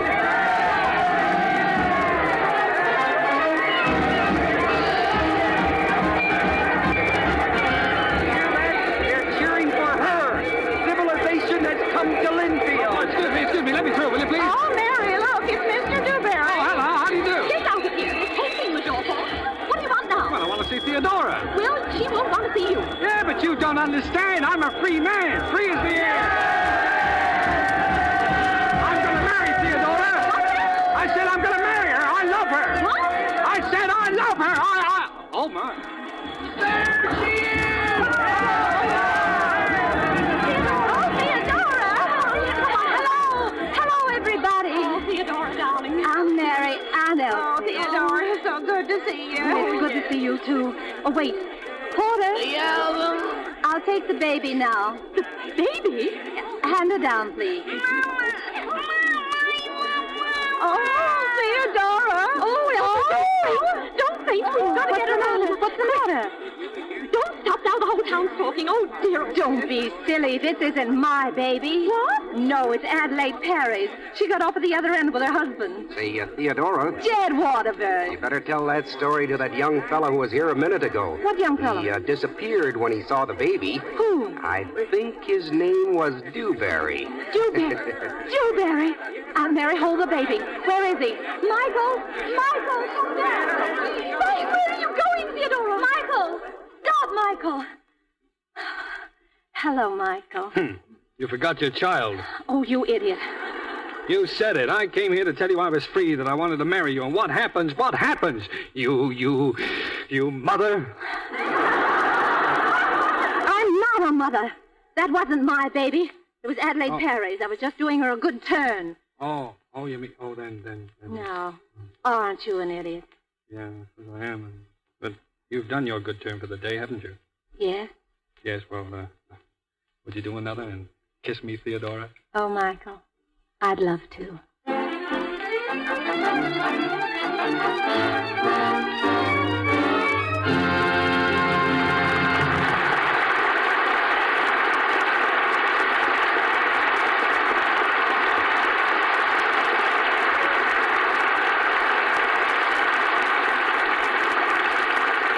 We say farewell to Theodora Goes Wild. In a moment, Irene Dunn and Cary Grant return to take a verbal bow. But first, a word from Melville Ruick. Before our stars return for their curtain call, let me ask the women of our audience a question. When do you wash dishes? After every meal? Twice a day? Once a day? There's a lot of debate on this subject, so this may interest you. Time studies show that the combined dishes of 2 meals can be done in 1/3 less time than if washed separately. That is, if the dishes have been scraped and covered with warm water after the first meal. That's one way to cut dishwashing time. Another way is to use Lux Flakes. They dissolve so fast, make such rich suds, that dishes sparkle in almost no time. And while you're washing the dishes, Lux is gently caressing your hands, guarding them against dishpan redness. In fact, women everywhere consider Lux actual beauty care for their hands. It has no harmful alkali to sting and bite your skin, dry and split your nails. Since you have Lux in your house for fine things, why not try it for dishes? Get the thrifty big box of Lux tomorrow. Mr. DeMille. Back to our stars now for a brief appearance, in which we find them cast as themselves. Mr. Grant, having just returned from Hawaii, is about to plunge into India's foreign clime by starting work in RKO's Gunga Din. And you, Miss Dunn, what have you to report about current screen activities? Well, Mr. DeMille, I'm engaged in one of Hollywood's most popular pastimes. It's far more popular than enjoyable. I'm story hunting. I'm waiting to make another picture, but it seems before we can start, we have to have something to make a picture about. That's a shrewd observation, Miss Dunn. I have a great part for you in Union Pacific, but we won't start shooting on that until September. How about you, Cary? Any ideas for Irene? Why, yes, Mr. DeMille. Funny, just this week I was thinking about it. Well, give me a chance to think, too. What is it? Well, it's just the thing for you, Irene. Now, at the beginning of the story, you're a small-town girl, living with a couple of maiden aunts, you see? Yes. Yeah, now, all your life you wanted to do things and go places, but you never could. Uh-huh. You know, small-town old ladies, nothing to do. Anywho... And the girl suddenly writes a book. And through the character in the book, she does all the things she's wanted to do, but never dared. Yeah, that's exactly what I was going to say. You like it so far, Oh, Irene? I think it's wonderful. Now, what happens next? Well, that's as far as I got. Well, could you help carry out Mr. DeMille? Oh, I think it's such a good idea as far as it's done. Let me see. Yes. At the end of the picture, the girl, she comes back to the town, and let me see. I seem to feel something about a baby. I don't know just what it is, but the idea will come. I'll get it. Yeah, now look, she's holding the baby in her arms. The boy thinks it's her baby, but it really isn't. He starts to go away, and she runs after him, and everything turns out all right. Huh. Yeah, now you see, worrying over stars, nothing to it. Well, I'm awfully sorry, Carrie, but you're a little late. We've already made that picture. Oh, you did it, huh? Mm-hmm. Yes, we call it the Buccaneer.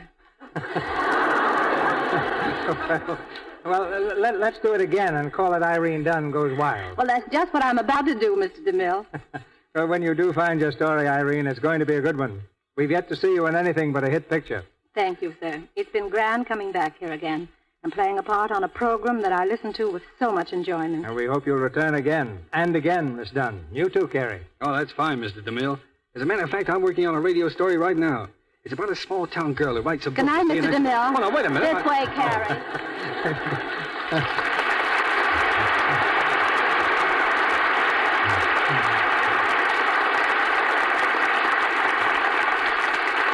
Good night.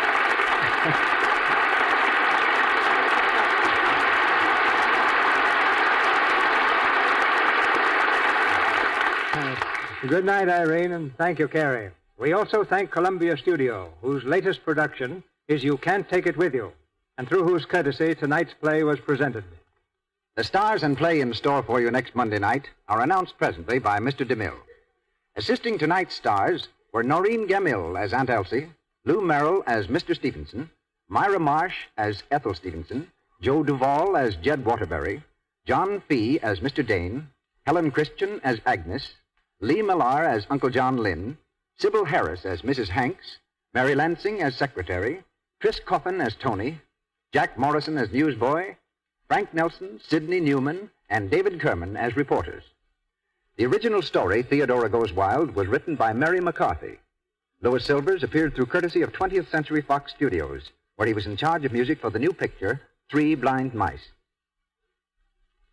Mr. DeMille. Since the first of the year, Hollywood has been without the services of one of its finest actors and favorite citizens.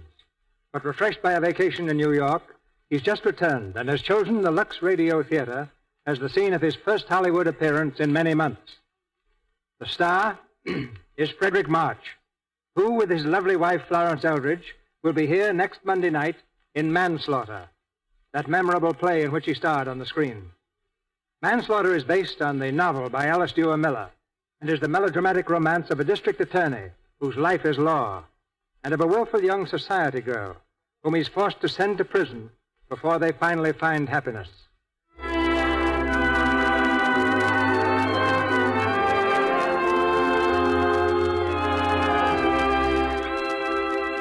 Our sponsors, the makers of Lux Flakes, join me in inviting you to be with us again next Monday night when the Lux Radio Theater presents Frederick March and Florence Eldridge in Manslaughter with James Gleason. This is Cecil B. DeMille saying good night to you from Hollywood.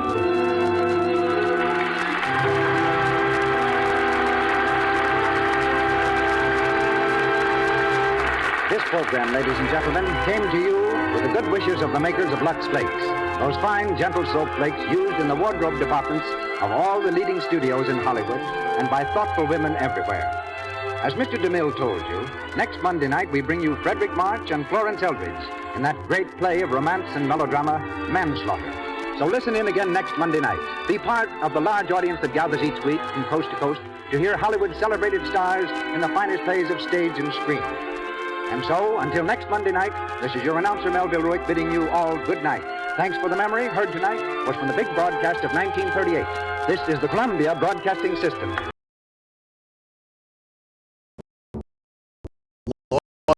In Brazil or adventure. Join us as we uncover the soul of Brazil, one incredible experience at a time. Click on the link in the description and embark on the ultimate Brazilian. The secret word tonight is tree, T-R-E-E. Really? You bet your life.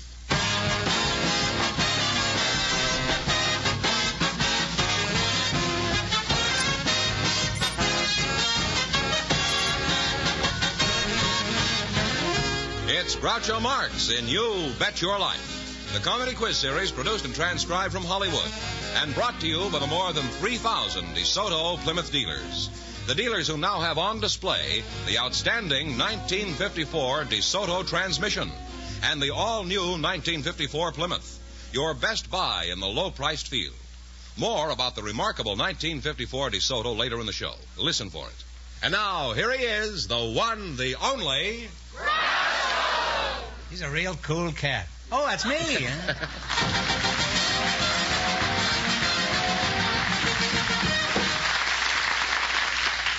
Well, here I am again with $1,000 for one of our couples. Groucho, we have a young married couple for you, Mr. and Mrs. Leslie Townley. Would you come in, please, and meet Groucho Marx?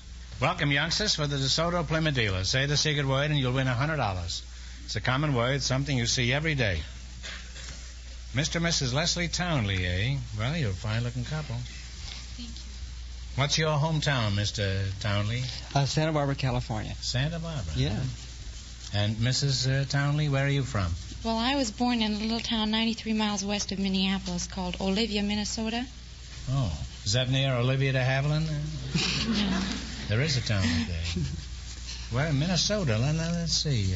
That's near what? Duluth? Around in there, yes, Gretchen. I used to shovel snow up there. It's the only way we could get the people in the theater. No, really, the snow was that high and nobody could get to the box office.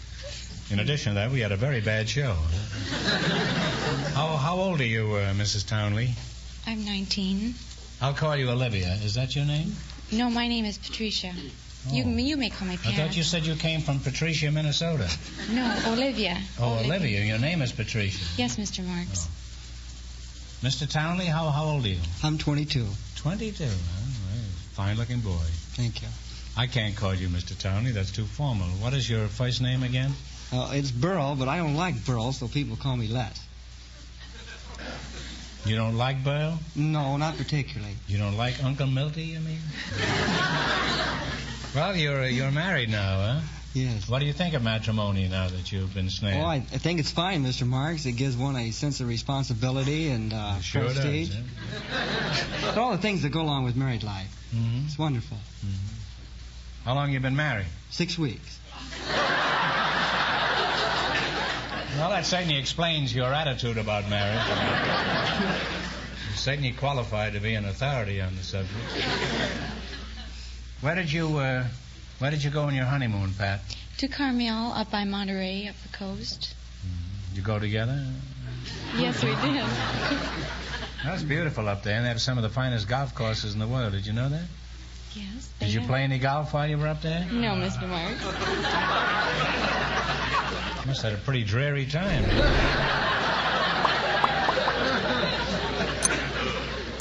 Let's find out something about your romance. How did you meet this fellow, Pat? Well, I had come to work out at North American on the 15th of April. North American what? Aviation Incorporated, out in Downey. Downey. You're a flyer? No, that's a North American Aviation Incorporated where they build these ships and different planes. And did you know he was working there? Well, not at the time. I didn't even know he existed, but I went out there and met him 2 days after I had been there, and he met me. Fast worker, isn't he? Yeah? He met me formally and kept asking me to go get a Coke, and I had heard that he was married and had 4 children. So I ignored him, and... Well, who told you that he was married and had 4 children? Well, the girl that sits next to me, her girlfriend used to work with him, and I guess she got it all wrong. Well, do most of the young fellas at North American have a wife and 4 children? Well, not all of them. Most of them are single, but there are a lot of married men out there. With 4 children? Well, I don't know about 4, but they have children. Don't you like children? Oh, I love them. I'd like to have 4 myself. Well, get back to North America now.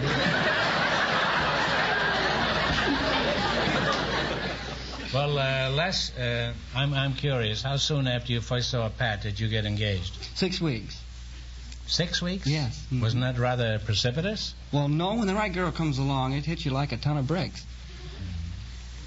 In my estimation. I know what you mean. A girl hit me like that just the other night. Only she used real bricks. I made a barbecue out of them. Put the girl in them, huh?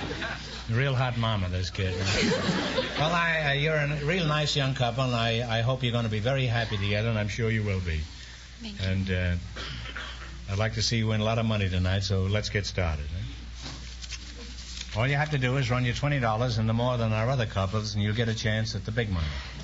Let's see how high I can bid you $20. You selected songs mentioning some part of the anatomy as your category. Now, here's your first question. How much of the $20 will you bet? Mm-hmm. Okay. All of it. All of it. One answer between you now. Give me the title of this song. Play, Mr. Fielding.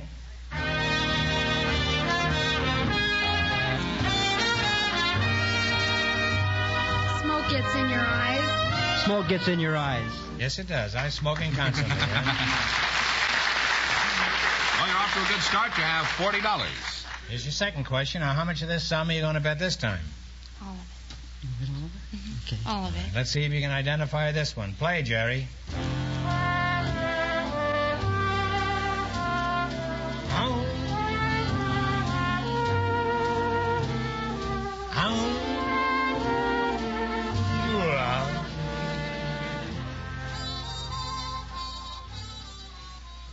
Take a guess.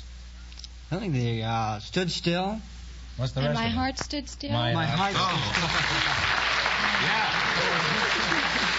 You now have $80. Here's your third question. You have $80. Now, how much are you going to bet?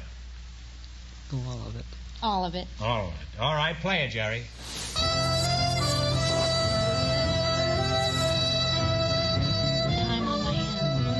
Time on my hands. Time on my hands. Time on my hands.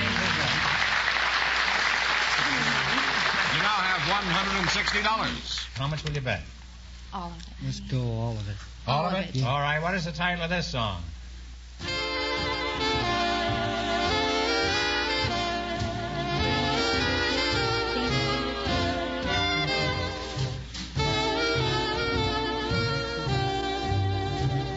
Dainty fingertips.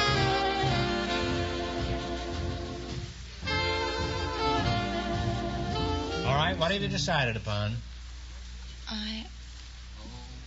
Dainty fingertips. Feet in the sun.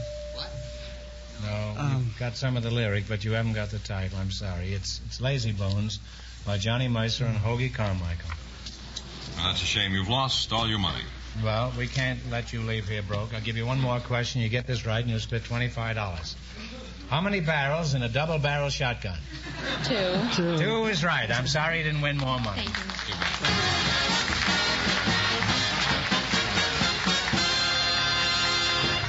Ladies and gentlemen, I'd like to tell you about the 1954 DeSoto Automatic with new PowerFlight fully automatic transmission. Why is it called the Automatic? Because the 1954 DeSoto is a car planned and built to carry out your sudden orders instantly, silently, and safely at any speed. Driving the 1954 DeSoto Automatic with PowerFlight transmission is driving at its finest. No clutch, no shifting gears. Just the turn of a key and you're ready to drive. And of course, in the 1954 DeSoto Automatic, you also enjoy the benefits of DeSoto full-time power steering. The power steering that works for you all the time. DeSoto Power Brakes to do over half the work of braking for you. And scores of other DeSoto automatic features. And then from a beauty point of view, this 1954 DeSoto Automatic is a real dream car with an unusual and beautiful new treatment of the grille, bumpers, and headlights, and a gleaming massiveness that says, here's beauty that's built to last. There's a really fine, clean-cut, modern look to the whole car that comes from its long, really low, wide lines and the clean flow of its styling. This year, Drive and own a car designed specifically to carry out your orders instantly, silently, and safely at all speeds. This is the car. The stunning 1954 DeSoto. First car ever to deserve the name automatic. Tomorrow, first thing, go to your nearest DeSoto Plymouth dealer. See and drive the 1954 DeSoto Automatic. And remember, DeSoto puts you ahead automatically.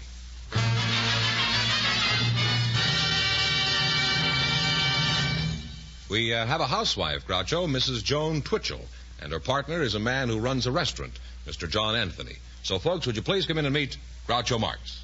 Welcome to You Bet Your Life. Say the secret word and divide $100. It's a common word, something you see every day. Mrs. Joan Twitchell. You're married, I take it, huh? Yes. I'm sorry to hear that, then. How long have you been married? 9 years. 9 years. I'm even sorrier to hear that. Joan, let's see. Where'd you say you're from? Minnesota? No, Winnipeg, Manitoba, Canada. Oh, well, that's right near Minnesota, isn't it? That's pretty cold country up there, isn't it? And very hot. Did you ever see me up there at the Orpheum Theater? No, I don't believe so. I was pretty young then. Well, I was pretty young then, too, you know. This is about 100 years ago. I used to go tobogganing up there between matinee and evening. What sort of work does your husband do? He's main floor manager for the largest department store in the world, under one roof. That's the J.C. Penney Company. Oh. Where'd you meet him?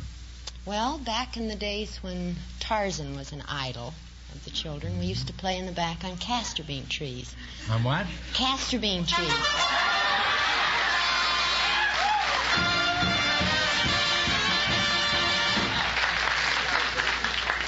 Mr. Anthony, you haven't said anything. You've won yourself $50.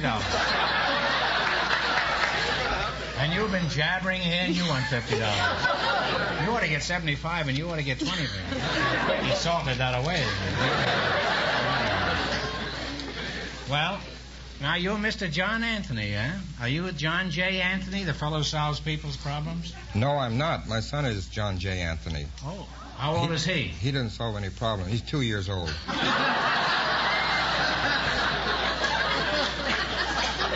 Did you name him after Mr. Anthony of the court fame? No, we didn't. No. You didn't, huh? That's your name, after too. Me and his uncle. His uncle, huh? What line of work are you in, Mr. Anthony? I own Barney's Beanery. What was that? I own Barney's Beanery. You own Barney's Beanery and your name is Anthony? Yes. Where is this beanery? It's out at 8447 Santa Monica, block and a half east of La Cienega. Oh. Have you ever eaten in there? Seldom.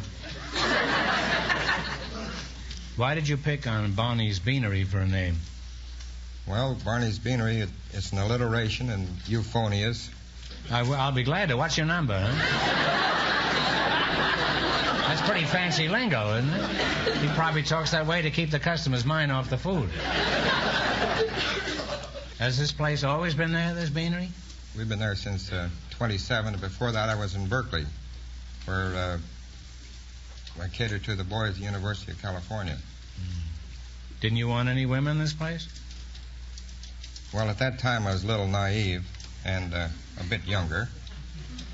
And I thought it wouldn't pay. I thought they'd just come in and get a little salad or a small sandwich and clutter up the place for most of the day. So we just kept it for the men. Your impression was that women don't eat? It was at that time. Have you taken one out since then and learned the real truth? I certainly did. I learned the real truth since then. Well, I'm Not glad to see there's one man in Hollywood who's using the old bean, Barney. Now, let's cut out the chatter and see how much you can make in the quiz, because it's time to play You Bet Your Life. You run your $20 no more than our other couples, and you'll get a chance at the big money later. In the race for the $1,000, the newlyweds lost all their money. The secret word is tree. Now, here we go. Let's see how high I can build you $20. You selected insignia and rank of the Army and Navy as your category. Here's your first question. How much will you bet? How much is it, 20? You have $20. How much are you going to bet? And talk it over and decide on one sum between you. 1995. 1995. All right. What is the rank of an army officer wearing a silver eagle? Colonel. Colonel. Colonel? Colonel is right. Talk right up. You now have $39.95. Now, how much of this sum are you going to bet on your second question? $39.90. All right. What is the... There's a fly in the microphone. Oh.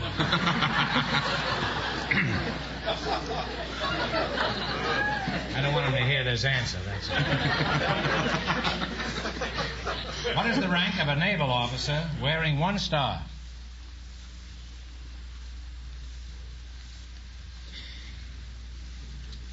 Talk it over. He's a line officer.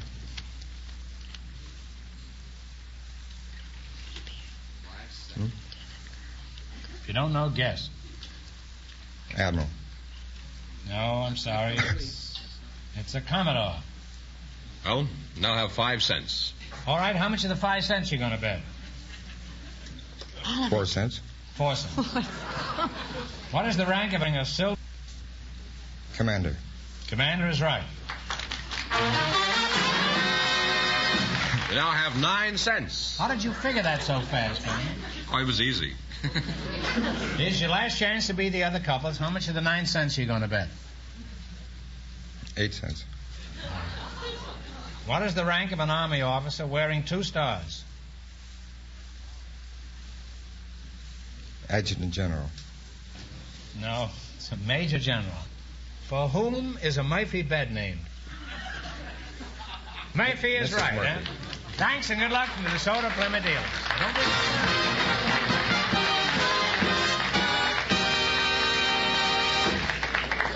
Okay, George, who's next? Well, Groucho, we invited some building maintenance men to the program tonight, and our audience selected Mr. Harvey Lugach to be on the show, and his partner is Countess Katja von Beerholm. So, folks, would you please come in and meet Groucho Marx? Welcome for the DeSoto Plymouth dealers. Say the secret word and you'll divide $100. It's a common word, something you see every day. Let's see, a building maintenance man and a countess, eh? Which one is the countess? That's me. Oh, well, it's an honor to have you here, Countess. May I kiss your hand? If you like to. How do you know I won't bite? I don't think you will bite me. You don't know me, Countess. Well, let's find out something about you, Countess. You seem like a charming lady. To begin with, what is your full name? I'm much too informal to keep calling you Countess. My full name is Katja Else Anna Maria Cecilia Johanna Henrietta de Blanche Spangsbull van Beierholm.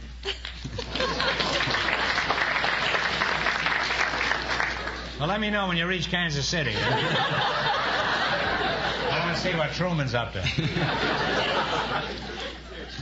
Where'd you get all those monikers, Countess? Off a string of Pullman cars? No, off a string of grandmothers and great-grandmothers. I see. Well, Countess, would it be lèse majesty if I asked your age? No, That's not French at for all. I'm a nosy rat. I'm 40. 40? Mm-hmm. Well, you're a fine-looking girl. Where are you from, Countess? I was born on an old estate in the countryside in Denmark, not far away from where Hans Christian Andersen was born. Oh. Could you tell us something about your childhood as a countess? Oh, yes, I had a wonderful old historical castle, and I spent time riding my horses and playing in the garden. Well, I'm convinced you're the real McCoy, Countess. Not only the real McCoy, but you're also Anna, Maria, Gretchen, Knockwish, and Sauerkraut. And I'm still going to get off at Kansas City and see what Truman's up to. Mr. Harvey Doglatch. Is that right? No. Glugach. Oh, Glugach, huh? Sorry, I've been ignoring you. No, just what is it you do? That is in the daytime. Well, I'm manager at the Los Angeles Window Cleaning and Maintenance Company. Oh, what kind of a company is that? Exactly.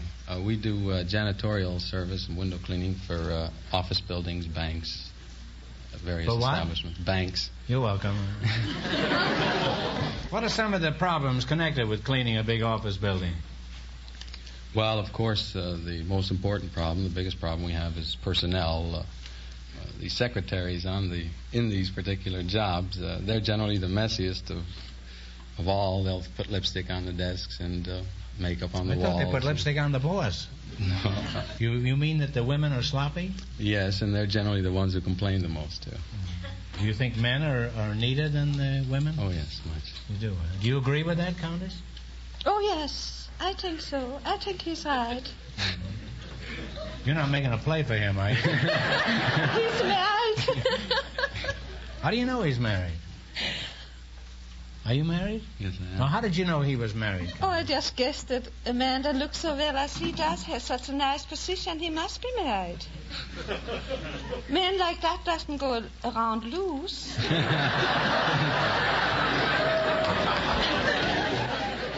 What about me? I'm loose. Countess, I don't mean to get personal, but would you be interested in matrimony? Oh, I would like to marry. Absolutely. Oh, brother, I may not have to come back to work next week.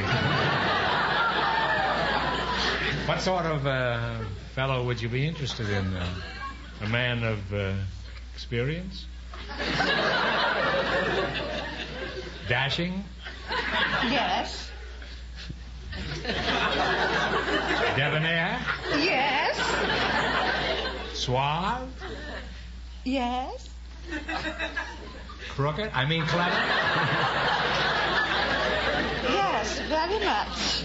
Yes, eh? Next week when people see me, they'll start bowing and scraping. You know? One more thing. I'm never going to mention DeSoto again. Countess, one more thing. Of course, this isn't important where true love is concerned, but do you have any dough? I have no money. I work for a living. Folks, get down to your DeSoto deal tomorrow. Tell him Groucho sent you. Rush down, for heaven's sakes. Be there before he opens up. Well, Countess, this is all in fun. I'd like to go on talking to you, too, but I'm sure you'd rather win some money. And right now it's time to play You Bet Your Life. You wouldn't take me seriously anyhow, would you, Countess? I don't know.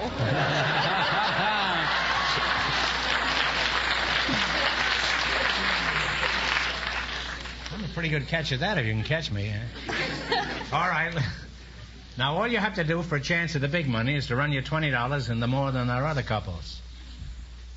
In the race for the $1,000, the second couple leads with 1 cent. And the secret word is tree. Here we go. Let's see how high I can bid you $20. You selected foreign monetary units as your category. This ought to be right up your alley, Countess. Here's your first question. How much will you bet? All of it. All of it. What is the monetary unit of Mexico?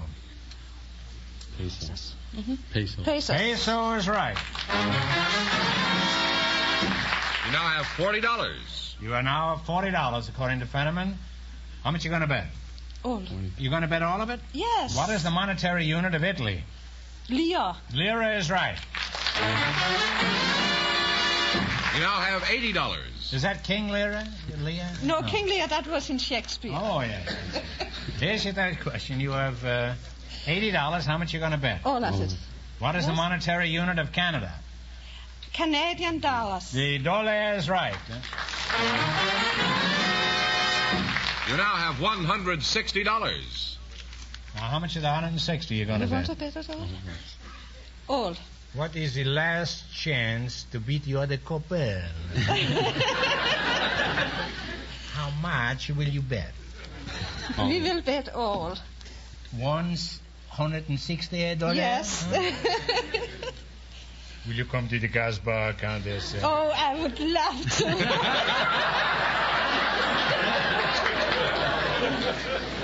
And we will hang over the Casbah, shall we? Oh, yes. What is the monetary unit of Russia? Rubles. Ruble is right.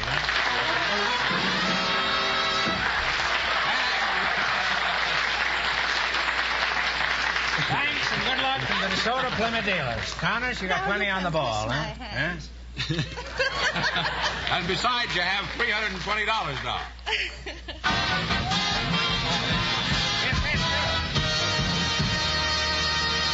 And that means that the Countess and her partner with $320 in just one moment get the chance at the DeSoto Plymouth $1,000 question.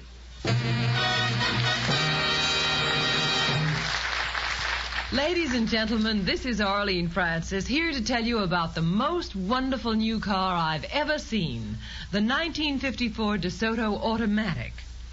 The DeSoto Automatic is the one car planned and built to do exactly what you want it to do. Do it instantly, do it quietly, and do it safely at all speeds. That's a marvelous thing to know. And what a beautiful car. The gleaming new grille and chrome trim give the 1954 DeSoto a longer, lower look. The swept-back fenders form a sleek, unbroken line right down to the smart new taillights. There are completely new interiors, too. The new instrument panel is in perfect harmony with the rest of the exquisite appointments. A real jewel-like instrument panel, giving you a real feeling of luxury. Take it from me, this 1954 DeSoto Automatic is a really thrilling car. A car you'll want to see right away at your DeSoto Plymouth dealers. Drop in to drive the 1954 DeSoto Automatic and enjoy a DeSoto ride, the ride that puts you ahead automatically. The 1954 DeSoto Automatic is available in two full series. The mighty DeSoto Fire Dome V8, now 170 horsepower, and the brilliantly responsive DeSoto PowerMaster 6.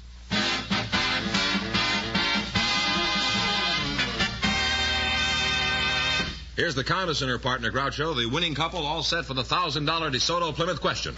Here we go for $1,000. Give you 15 seconds to decide on a single answer. Think carefully, and please no help from the audience. Here it is. A character in Sheridan's play, The Rivals, confused words that are similar in sound but unlike in meaning. She said things like an allegory lives on the banks of the Nile. For $1,000, what was the name of this woman who murdered the King's English? Talk it over.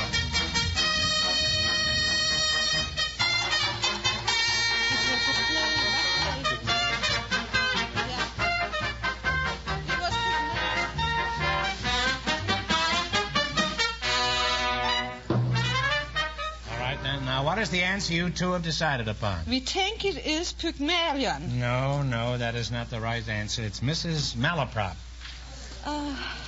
Very famous character. As a matter of fact, it's become part of the language. A malaprop is any misappropriation of words. So that means the big question next week will be worth $1,500. Well, they lost the big money, but how much they win the quiz, George? They went all the way in the quiz with $320. Well, congratulations, and thanks to both of you and to all of our contestants on the show tonight. Thank you.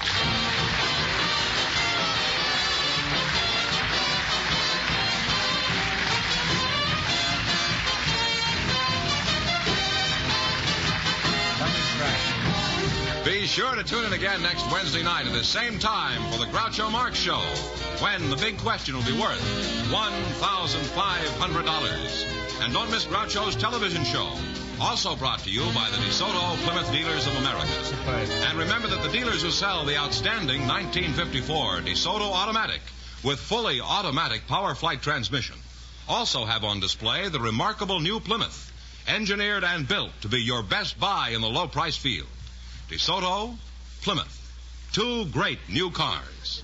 Both products of the Chrysler Corporation. And when you drive in, tell them Groucho sent you. Good night, folks. And remember, just be sure to see the DeSoto Automatic.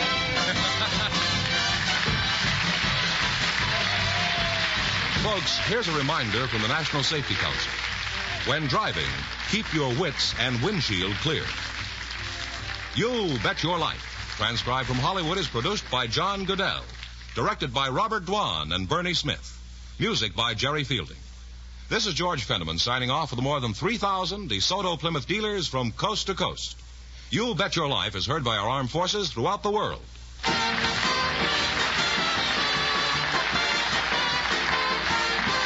Lost in Brazil invites you on an unforgettable journey, where every moment is an adventure waiting to be discovered. Join us as we uncover the soul of Brazil, one incredible experience at a time. Click on the link in the description and embark on the ultimate Brazilian odyssey.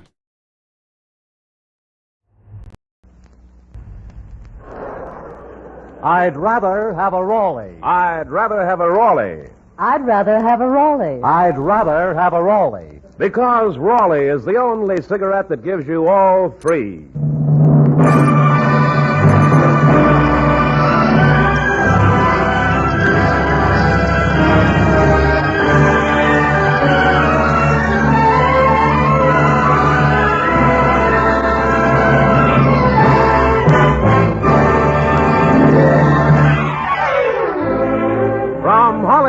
The Raleigh Cigarette Program, starring Red Skelton, with Gigi Pearson, Verna Felton, our tiny singer Anita Ellis, Arthur Q. Bryan, our guest, David Forrester and his orchestra, and yours truly, Rod O'Connor.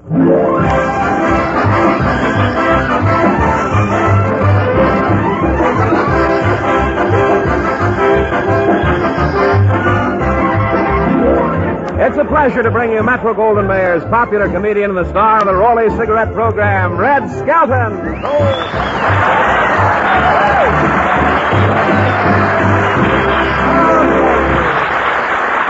you very much. Too bad Wonderful Smith's not here with us tonight. Sure. Thank you very much. Good evening, ladies and gentlemen, and Merry Christmas to all of you. Well, tell me, Red, what did Santa bring you? Well, socks from my mother, shoes from my father, and shoestrings from my brother. My feet had a very Merry Christmas. Well, speaking of gifts, here's mine to you. Oh. Did anyone give you an electric toaster? Well, not that I know of. Well, in case they do, this will come in handy. Gee, a loaf of bread. Gosh, you shouldn't have done it, really. That's something. Red, in the middle of the loaf, you'll find 3 slices buttered. No kidding. Why did you say it? How will I get it home now? Life won't be worth a nickel. Well, here's my gift to you. Oh, gee, Red, that's swell, and it's so beautifully wrapped, too. Yeah, in case you missed the news yesterday, that newspaper will come in handy. I hope you like them, Rod. I'm a little nervous tonight. Yesterday I went to Itchy's funeral.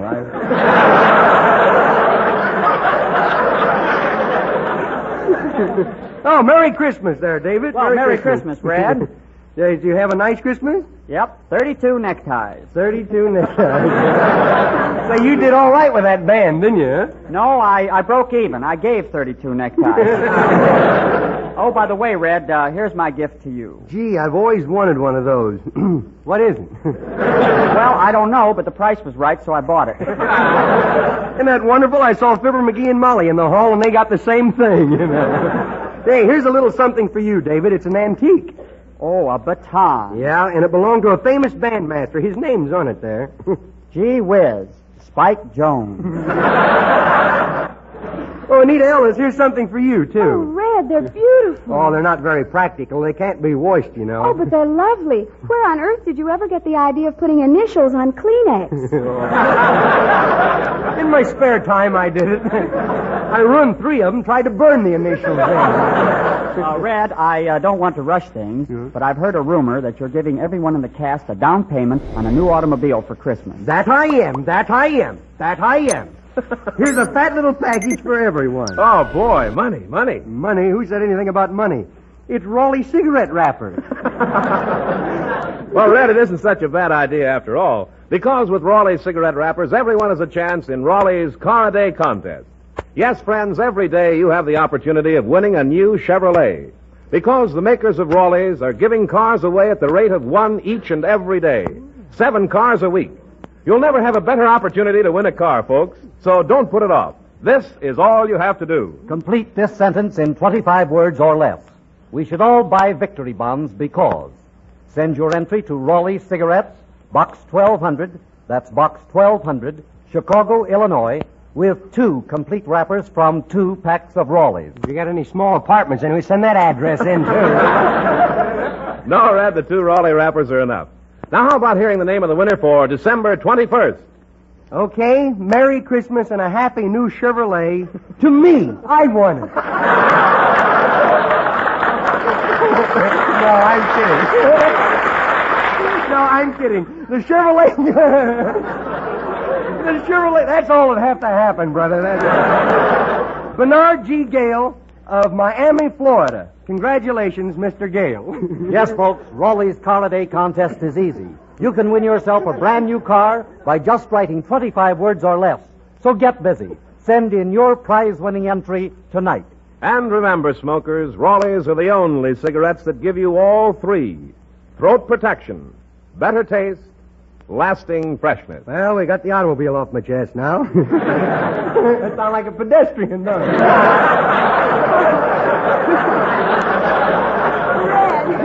Red, you haven't received my gift yet. Oh, so I haven't. What is it, one dance at the Palladium? No, Red. It's a recording of my latest song, Toyland. Well, swell, Anita. Let's put it on this new RCA Victrola, and we'll play it, huh?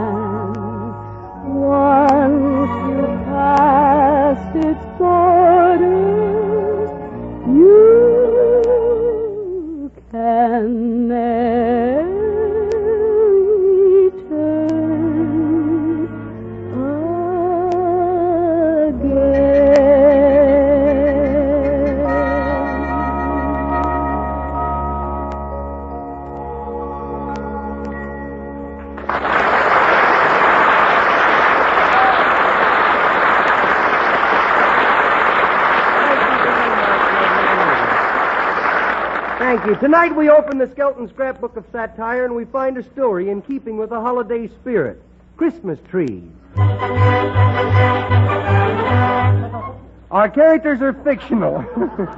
That music sounds a little that way, too, doesn't it? Our characters are fictional. If there's any similarity to persons living, they should be investigated. Chapter 35 of Beautiful Christmas Tree is entitled The Christmas Tree Salesman.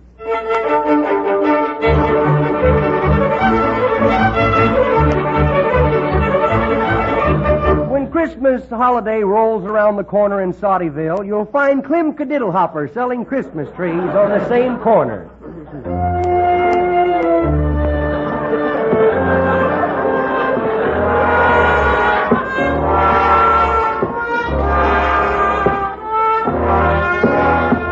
Well, here I am.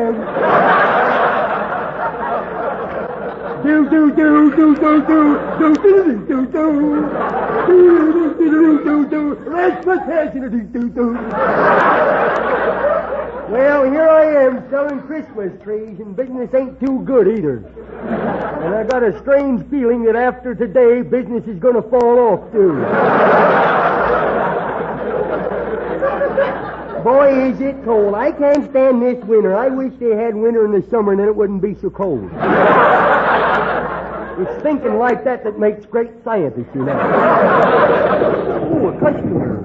Oh, howdy, Clam. Well, Sarah, do. Howdy doody to you. Gee, you look like $1 million tonight. Have you ever seen $1 million, Clam? No, that's what I mean. You look like something I ain't never seen. He didn't get it. It's too fast for her. Tell my, didn't it snow last night? It was certainly deep. This morning I had to jack up the cows to milk them. Say, why don't you come over by the bonfire and get warm, Say, it feels good to get your feet thawed out, don't it, Well, why don't you put on your shoes? Ain't I got 'em on? No wonder it hurt so bad this morning when I had 'em half soled.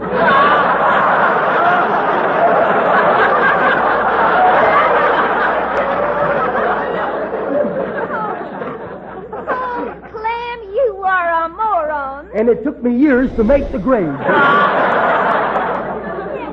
What are you going to do about this fire, Clam? It's a dying out. Well, I'll just get that big log over there and throw it on the fire.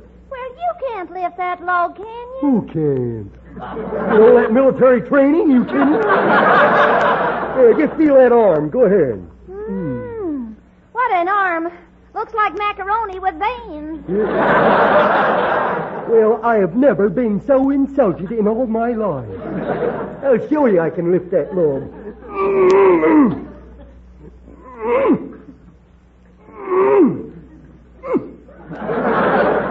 Hey, Sarah, I got a better idea. Let's move the fire over here.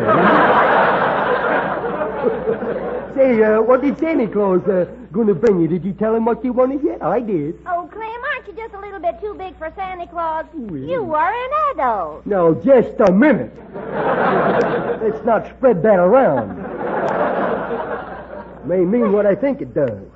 Well, what did you ask for? Page 30 of Esquire in person. Boy, oh boy. Finest picture of a bird dog I've ever seen. Beautiful girls, too. Clem, don't talk like an idiot. You know them girls, they're models, they're just a dime a dozen. Dime a dozen? For them models? Yep. Gee, I've been buying licorice all this time.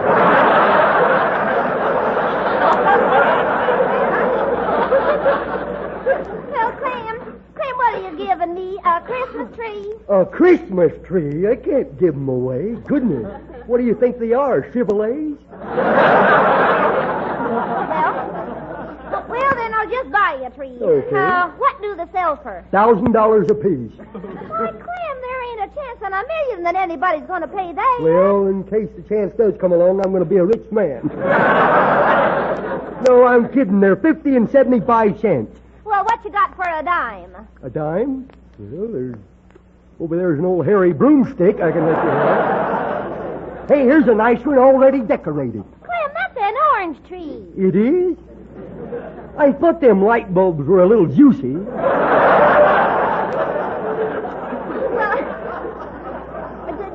don't you have a nice fir tree for Christmas? Fir tree? What they won't think of next. Can you imagine going out in the backyard picking a dozen oranges in a mink coat? Oh, a customer. Oh, my, what a handsome man. Well, all you women are all right. You see a man that's got eyes that match and the same color hair and the nose in the middle of his face, I wish I had some of them things.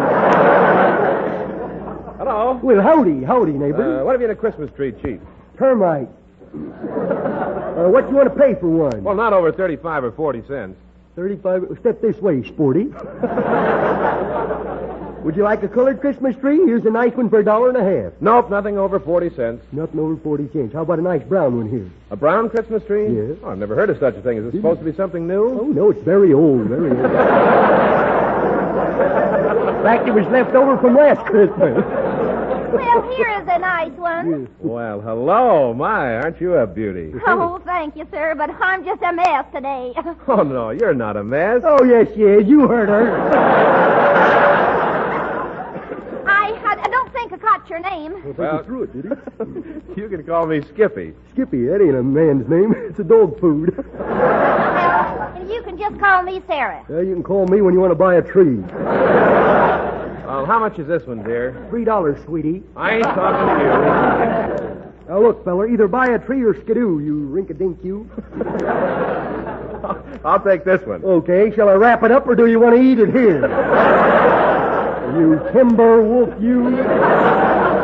Well, just put it in my car across the street. Okay, I'll put it in. Clem, don't be so mad. He's only trying to be neighborly. Yeah, well, he's in the wrong neighborhood. I'll go put it in the car. I'll fix it. Careful crossing the street, Clem. You might get hit by a car. Not in Saudyville. People give the pedestrians the right of way. Now, hey.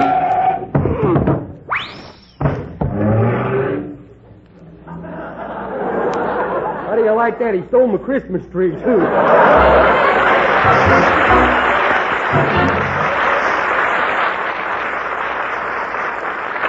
Let's play Santa Claus again, Red, and give away another car. Okay, there you go again, giving away the sponsor's profits. Well, first we'll tell everyone how they can get in on the Raleigh Car Day contest. The prize, something everyone wants and needs, a brand new car. Yes, each and every day, a new Chevrolet is given away. That's 7 cars every week. And here's how you can win one. Complete this sentence in 25 additional words or less. We should all buy victory bonds because. Now, you know lots of good reasons, so send in your entries tonight. Mail them to Raleigh Cigarettes, Box 1200, Chicago, Illinois, with 2 complete wrappers from 2 packs of Raleigh cigarettes. You have plenty of chances to win because there's a new contest every day. Yes, winners are chosen from entries received each day. Entries are judged on uniqueness, originality, and most convincing statement. Judge's decision final. Duplicate prices in case of ties. Entries become property of Raleigh Cigarettes. Contest limited to United States and members of the armed forces abroad. Oh, details. Go ahead, tell us who won. All right, the winner of December 22nd. The winner is Miss Patricia Folks of Park Merced, San Francisco, California. You've won a brand new Chevrolet. Congratulations. Now get busy. Win yourself a magnificent new Chevrolet. More winners announced tomorrow night on the Raleigh Room, starring Hildegard. Chapter 35 of Beautiful Christmas Trees is entitled Granny and Santy. Just think, it was only yesterday that Christmas shopping was a lot of fun, because everywhere grandmothers were taking their good little kids shopping. Yes, the good little kids. Because even Junior knows that Santa Claus don't like the mean little kids.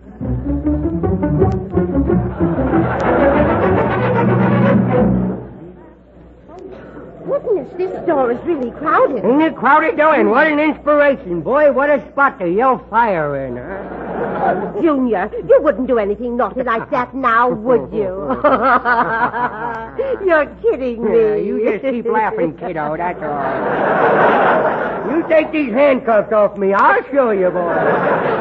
Junior, now stay with Grandma. Yes, ma'am. I won't run away, because if I got lost, you would worry. Yes, I would, Yes, Junior. you would. I'd be afraid I might find you again. Yes, Boy, you sure does love me, don't you, huh? I can't figure out why you're so good all of a sudden. It's the night before Christmas, and all through the house, nothing that's stirring, not even this loud. This good behavior just before Christmas won't get you anywhere. Well, what has I done wrong this year? I'll tell you. No, never mind. I know, and you know. But let's keep it away from Santa Claus, huh? He's not interested in these domestic problems. Besides, why make him change his list at this late date, you know? Let's do it. Here, hold these packages for a second. Okay. I said hold it, not shake it. Is it a present? No, now let's not get nosy. No, whoop, I almost dropped it. Be careful. You don't want to break your grandfather's shaving lotion, do you? I knew I would find out what it was. Junior, let's go this way. Oh, no, you don't, kiddo. I see it. Look at that. I never see so much candy in all my life. Oh, gumdrops, jawbreakers. I do believe I died and gone to heaven. Goodness. Oh, I was tired. I think I will stretch me with a arm. Junior, stop that stretching. I see you reaching for those gumdrops. She knows me pretty well, don't she, folks? Yes, I do. And for touching that candy, you must be punished. No. Hold out your hand. Okay. Oh, you broke my arm. You broke my arm. Yell louder, Junior. You broke my arm. So Santa Claus will hear you. You broke my... Oh, well, I guess I can hold me feelings until after the holiday. I hope Santa Claus brings me a Christmas tree this year. When are we going to see old Santa, Junior, stop asking questions. But why? When I was your age, I never asked questions. Maybe that's why you can't answer mine. But we will give you a box of Snickers anyway. I know what. Right. Would you like Santa to bring you a brand new suit of clothes? Does you mean with patch pockets and brass buttons? Yes. The coat with little belt in the back? Yes. Short pants with a nice crease in them? That's right. You wouldn't bother opening this thing.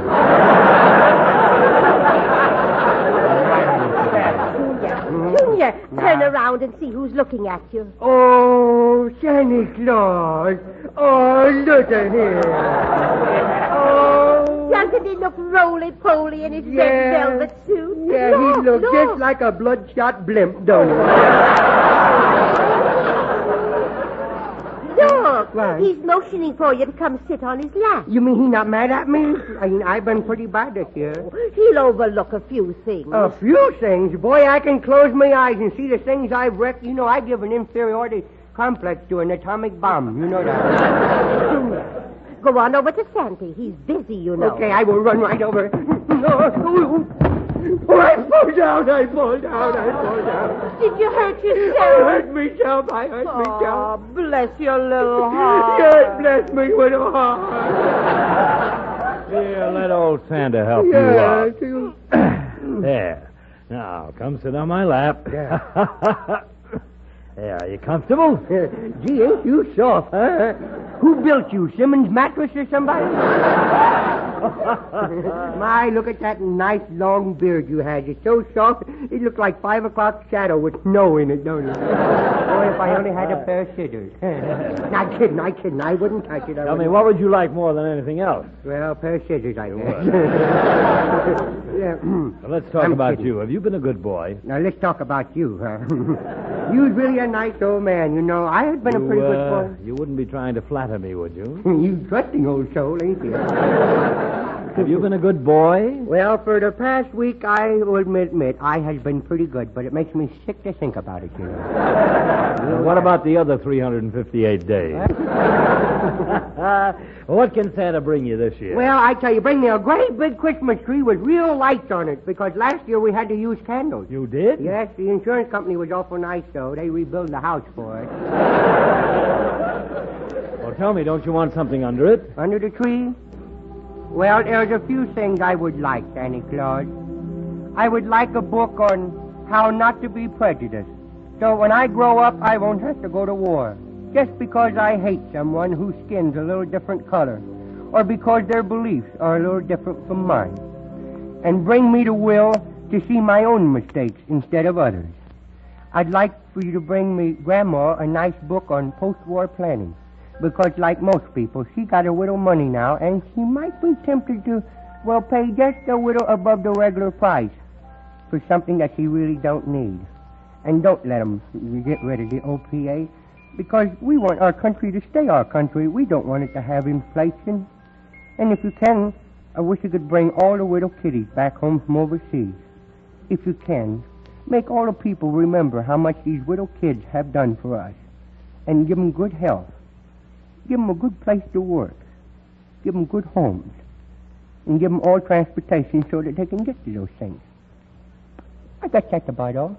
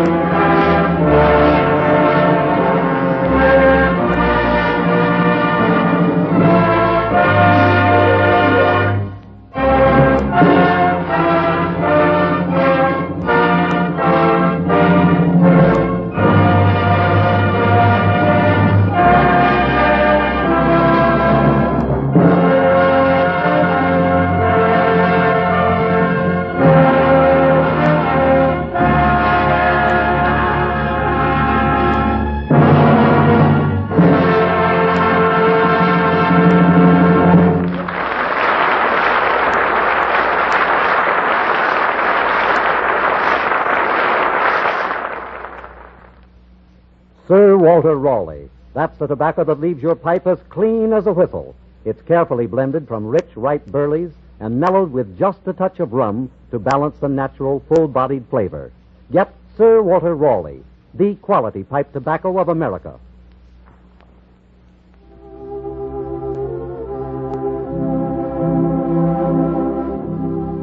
And remember, we'll all be with you on every Tuesday night at this same time. Red Skelton, David Forrester and his orchestra, Anita Ellis, Verna Felton, Gigi Pearson, Arthur Q. Bryan, and yours truly, Rod O'Connor. Until next Tuesday, then. This is Red Skelton saying goodbye now, and thanks for listening, and Merry Christmas to you all, and God bless you. And remember, listen to Hildegard tomorrow night, and the People Are Funny with Art Linkletter Friday night over most of these stations. Red Skelton is heard in this program through the courtesy of Metro-Goldwyn-Mayer.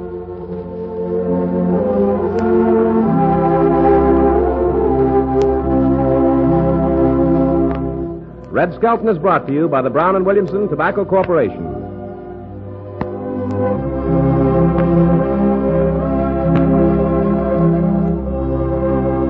This is the National Broadcasting Company.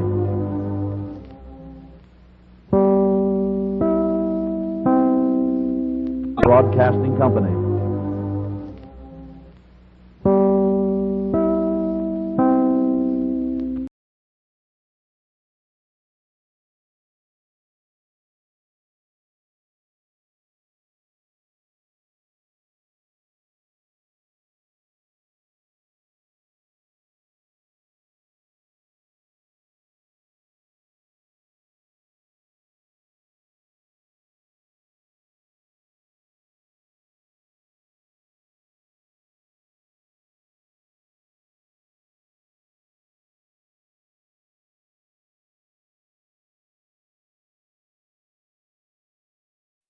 Enjoying the timeless classics on Golden Age Radio? If you're loving the nostalgia and captivating stories, consider supporting our channel with a tip. Your generosity helps us continue bringing you the best of vintage radio entertainment. Simply click on the link in the description.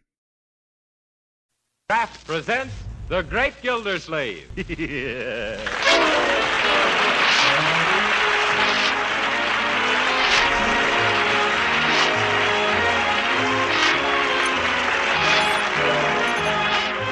Each week at this time from Hollywood, California, Kraft presents Harold Perry as the Great Gildersleeve, written by Leonard L. Levinson.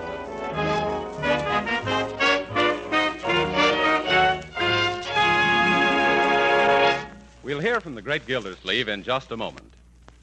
But first, remember the saying, an army marches on its stomach? Well, nowadays, battles are won not by armies alone, but by entire populations. For total defense, we all must have plenty of the right kind of food. That means wholesome, nourishing food. Food that produces the energy we use up in hard work and play. That's why Parquet margarine, the quality margarine made by Kraft, should be an important item on your shopping list. Because Parquet margarine is an economical source of important food elements we all need. Parquet margarine not only has delicious flavor that makes it a favorite for table use, baking, and pan frying, Parquet margarine is a highly nutritious food, one of the best energy foods you can serve. What's more, every pound of Parquet contains 9,000 units of important vitamin A. So why not give your family the benefits of this wholesome, nourishing food and start serving them Parquet margarine now? They'll like its flavor. You'll know it's good for them. So tomorrow, ask your dealer for Parquet, P-A-R-K-A-Y.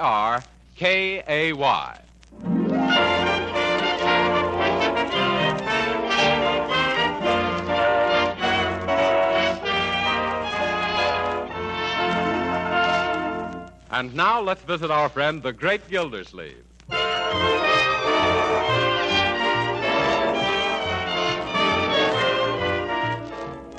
Well, my goodness, Bertie, the ashtrays are all empty for once. What is this, some special occasion? For me it is, Mr. Gildersleeve. I'd like to have the evening off. Oh, is this your night to leave early? No, sir, but I'd sort of like to get an advance on next week's night off. Oh, any reason why not, Marjorie? Oh, not at all. Go ahead, Bertie. Thanks. I wouldn't ask, only we've got spectacular things tonight down at our lodge. Oh. That's the mysterious and bewildering orders of the daughters of Cleopatra. Yeah, our Bertie's the head sphinx. Not no more, Leroy. I's now the exhausted ruler of the pyramid. I've been promoted. Yeah, I see. Does that make you the head man? No, sir. I's practically a stowaway on the royal barge of the ancient Nile. And ahead of me comes the major domus of the outer chamber of the inner sanctum. Yeah.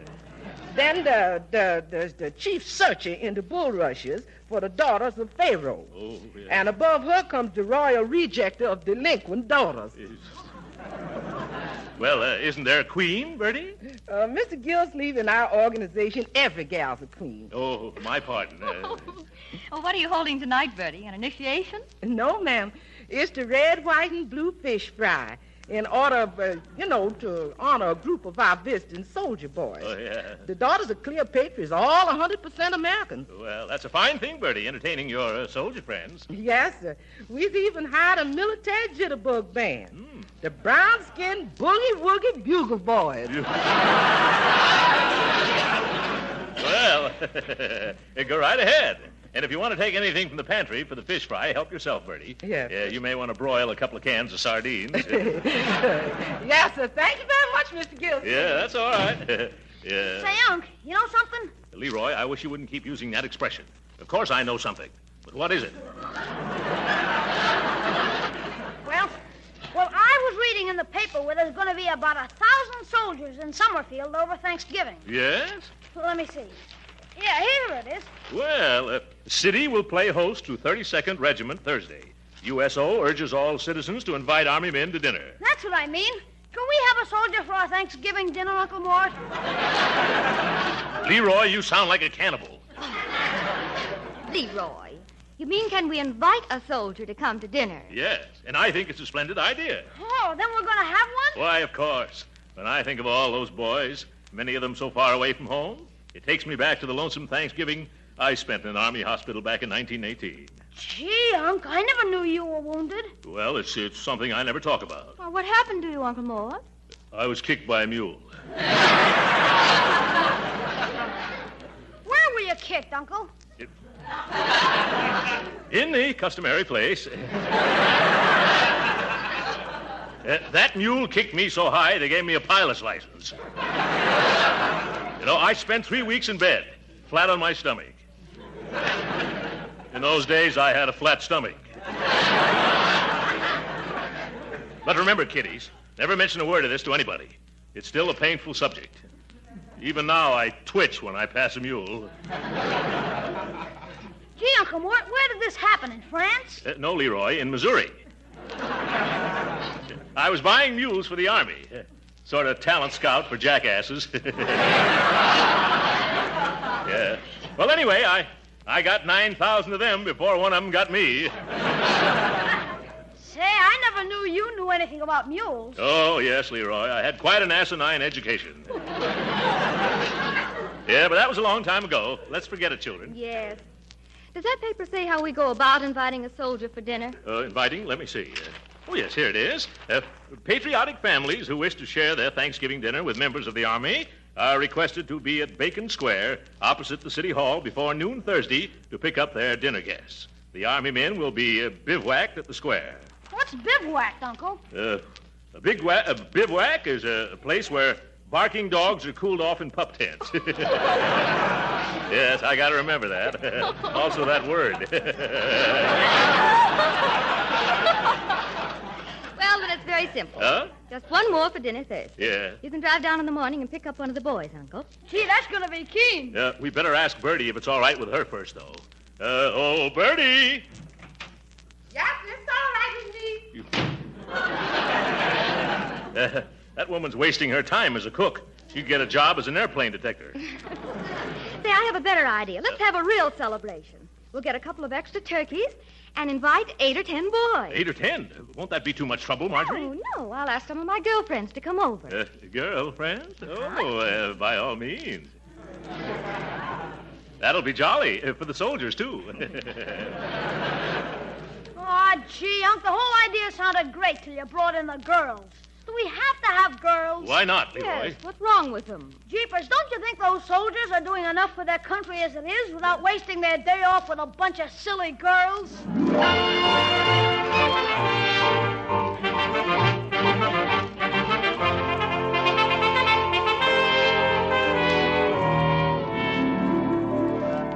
And in conclusion, fellow citizens of Summerfield, let me urge you once more on the eve of Thanksgiving to open your hearts and your homes tomorrow to the soldiers visiting our fair city. Yep. Quit popping your bubble gum, Leroy, especially while I'm rehearsing my radio speech. Oh, I'm sorry, Unc. I'm doing it unconscious. Yes, I'm sure you are. Young man, if you keep playing with your gum that way, someday you're going to have a blowout. And remember, you haven't got a spare face. Finish your talk, please, Uncle Mole. Well, I don't need to rehearse it anymore, Marjorie. I know that speech backwards. You do? Let's hear it. I bet it sounds even better backwards. Yep. Leroy, you keep that up and you're going to get some applause backwards. You know, I think it's wonderful of you, Uncle Mort, to go on the air tonight and urge everyone to entertain the soldiers. Well, people have always told me I should be on the radio. They say I sound just like that fellow who used to be with Fibber McGee and Molly. Oh, that's probably some of the girls now. Oh, wonderful. Let's go. Oh, yeah. Cute, aren't they? Uncle Mort, I want you to meet Betty Wilkins and Mildred Sherman. Hello, Well, How what are lovely you? friends you have, Marjorie. You should invite them here oftener. Much oftener. Oh, thank you, Mr. Gildersleeve. Not at all, my dear. I've always had an eye for redheads. But Uncle Mort, last year she was a blonde. Yeah. I see. She's got a convertible top. Oh, Mr. Gildersleeve, Huh? all of us girls think you're simply too tremendous starting these soldier parties. Oh, he ain't so tremendous. It's that suit he's wearing. Well, I like him just the way he is, especially that straight military bearing. Yeah. After all, he was an army man, you know. He was? Mm-hmm. What branch of the service were you in? You flew, didn't you? For a short time. What kind of a plane did you use? A plane? It's an old Jenny. And you were wounded, too, weren't you? Oh, dear. Whereabouts were you wounded, Major Gildersleeve? At the front? No, it was in the... Leroy. I was just going to tell him it was in the middle of the... Leroy! But, Unc, you told me yourself you were wounded right smack in the middle of Missouri. Oh. Yes, that's right, in Jefferson City, Mo. But even so, you were lucky to have recovered. Yes. Everybody said I had a horseshoe in my hip pocket. I didn't get rid of it either till they operated. Well, what were you doing in the Army when you weren't flying, Major? Well, I was sort of a recruiting officer. Yes. Brought more than 9,000 recruits into the field artillery alone. I got a kick out of it, too. I imagine that must have been a lot of fun. Fun? Well, only at the beginning, my dear. I got awfully tired in the end.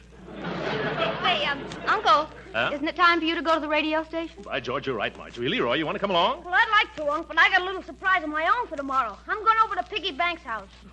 Say, while you're there, Leroy, remind Piggy's sister Penny about coming tomorrow. If you mean that Piggy Banks has a sister named Penny Banks? Yes. Uh-huh. She was named after her Aunt Penelope, who lived in Indiana. Auntie is one of the... Don't tell me, Marjorie. I know. One of the banks of the Wabash.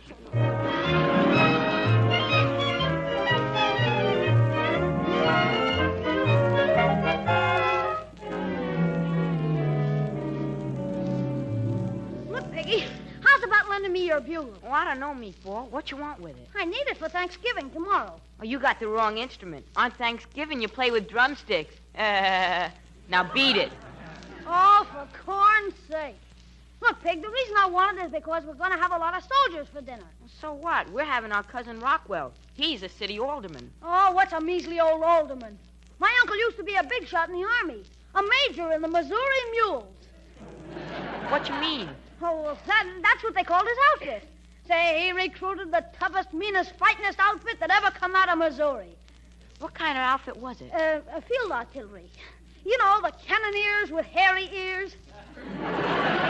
Did they really have hairy ears? Oh, brother. I still can't see that this got anything to do with borrowing my bugle. Gee, you're dumb. I gotta make these soldiers feel at home so they can enjoy the turkey dinner. I'm gonna blow mess call on your bugle. Oh, I get you. That's a keen idea, Meatball. Now will you lend it to me? Sure. Swell. Now there's only one thing I gotta do. What's that? I gotta learn how to play a bugle.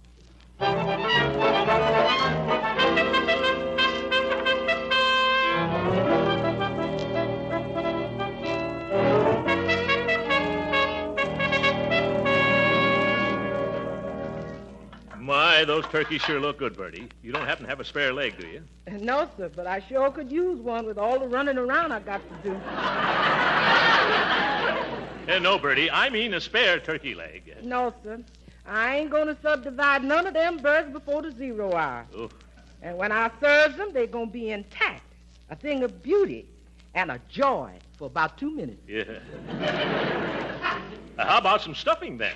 Nobody's going to do no stuffing nohow till everybody does. Yes. And that includes stuffing yourself with stuffed olives, too. Oh, yeah. You talking to me? Yes, sir.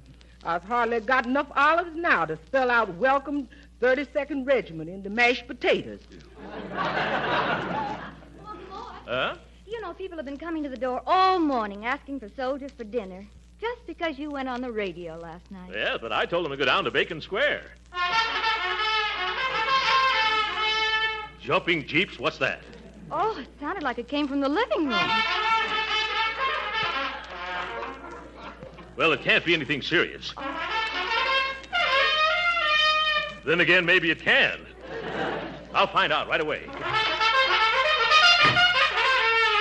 Leroy! Joe. What are you doing? Learn how to blow mess call, Unc. Was that mess call? It sounded more like a moose call.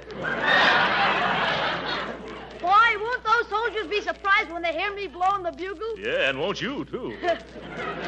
Oh, gee, give me a little time. All I need is practice. Yeah? I heard in school that Grace Moore practices 6 hours a day. Yeah, a lot of good it does her. I bet she still can't play the bugle. Well, it's a sweet thought, Leroy, even if your music is sour. Oh, there's the doorbell. I'll get it, folks.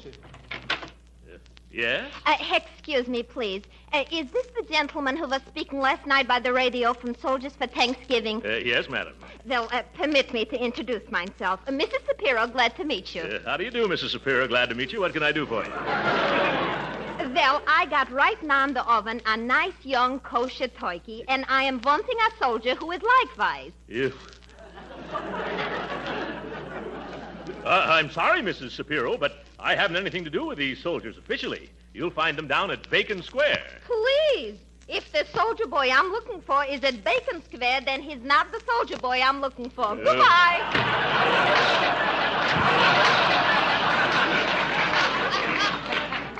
Huh? You started downtown yet? You better get going. It's almost 12. Oh, all right, just as soon as I get my coat and hat. And Leroy. Leroy, come on if you're going downtown with me. Okay, Uncle, here I come. Oh, stop that for a little.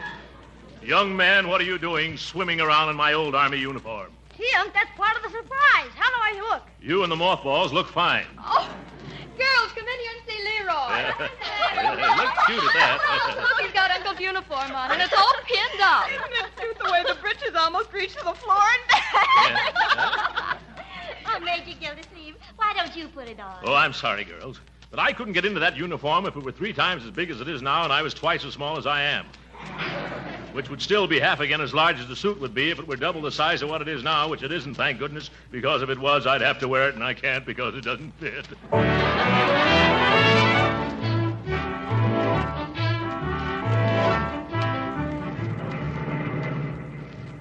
Leroy, with all those girls coming over to our house this afternoon, I'm going to have to ask for about 12 soldiers instead of 8. Oh, that'll be super, Unc. Huh? Say, look at all those tents.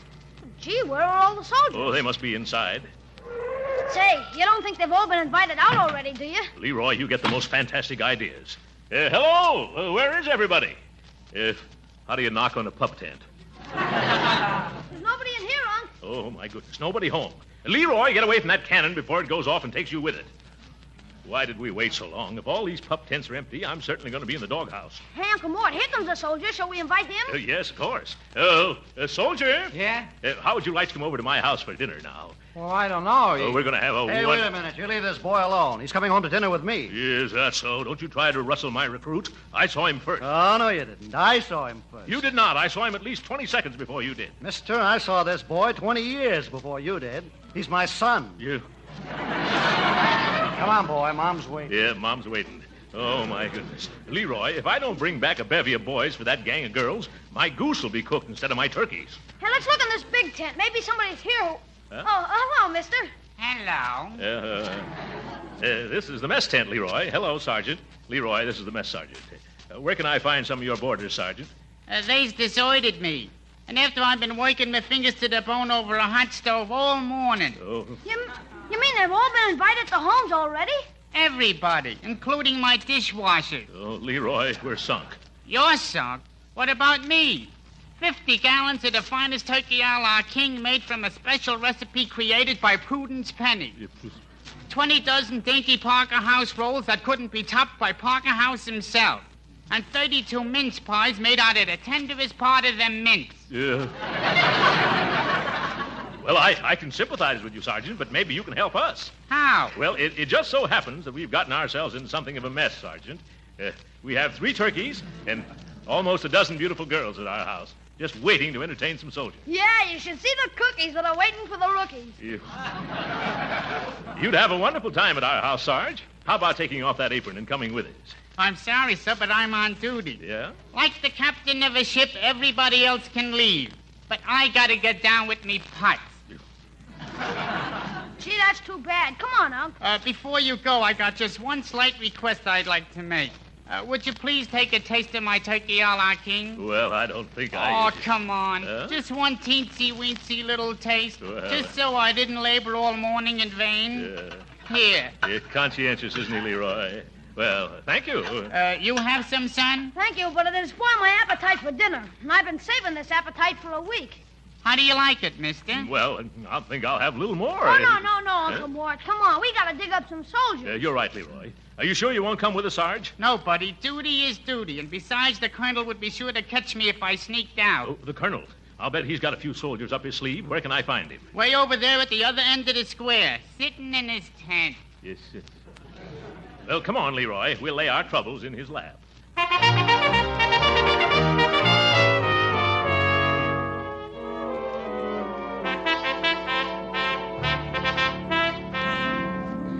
Yes, I'm Colonel Atterbury. What can I do for you? Colonel, my name is Gildersleeve. Oh, yes, very unusual name. What can I do for you?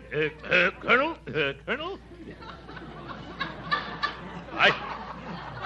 I have a lovely big home, a wonderful cook, and a dozen of the sweetest girls in Summerfield. What, no boys? No. That's the trouble. No boys. We get all prepared to entertain 10 or 12 soldiers at dinner today, and when I come down to pick them up, what do I find? No soldiers. Not a single solitary rear-rank, third assistant buck private. Well, I'm sorry. Sorry, he gargles. By George, this is a pretty pickle for our army to get itself caught over a barrel into. Yeah. And after I've been practicing mess calls all day, too. Yes, the poor little fellow almost blew his brains out. Well, I'll tell you what I'll do, Mr. Gildersleeve. Gildersleeve. So I think I know you from someplace. Huh? Yes?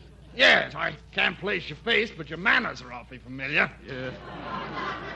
Well, never mind. As soon as some of our men return, I'll send them out to your house. Huh? That's just the old brush-off.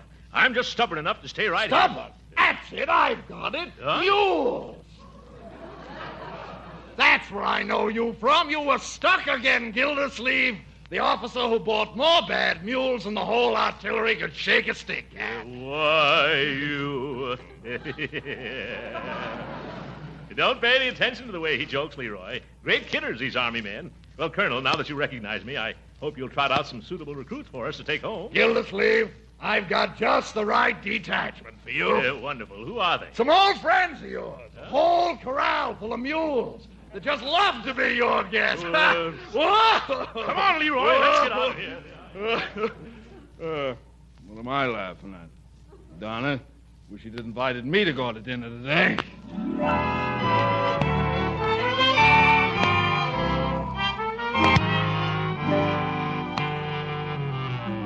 Leroy, you better run along home now and tell the girls I'll bring back some soldiers if I have to call out the Marines. Okay, Uncle, where are you going now? I'm going to try the USO headquarters. And if you see any soldiers on the way home, grab them, even if they're wearing Civil War uniforms. I'll do my best, Uncle Mort. See you when you get home. Yeah, all right, Leroy. Look who's standing on the corner. Well, hello, Judge Hooker. Hello, Gildersleeve. What's wrong? You look as though you've lost your last friend. But, of course, I know that happened years ago. Gildersleeve, I'll thank you to keep your nose out of my business. I'll be only too glad to. What are you doing hanging around street corners? Well, it's a long story. Huh? I happened to turn on the radio at home last night, and there was a fellow urging everyone to invite a soldier to dinner. Oh, he did. That speaker. There's a man. The way he told every citizen to do his duty by our new army was stirring and inspirational. It was, eh? Yes. Why, the first thing I did this morning was phone the best restaurant in town and order the most expensive turkey dinner out to my house. I was going to invite a soldier to share it. That's the effect that speaker had on me. Well, where is your soldier? Well, that's where the trouble comes in. Huh? People at the USO headquarters tell me that there would have been plenty of them to go around if this radio speaker hadn't wrecked all their plans by urging everybody in town to come down after a soldier. Oh, my goodness. So that was it. Of all the numbskull notions... Not a word against that man, Gildersleeve. Huh? He made a wonderful impression on me. Clean-cut, vibrant personality. One of nature's noblemen, I should judge. Wish I could meet him someday. Would you really want to? Yes. Well, then shake hands. Oh, you'd like to meet him, too? Good gracious, no, I am him. What? Yeah. You? Why, you hypocritical hippopotamus. What? No, that's wrong with me.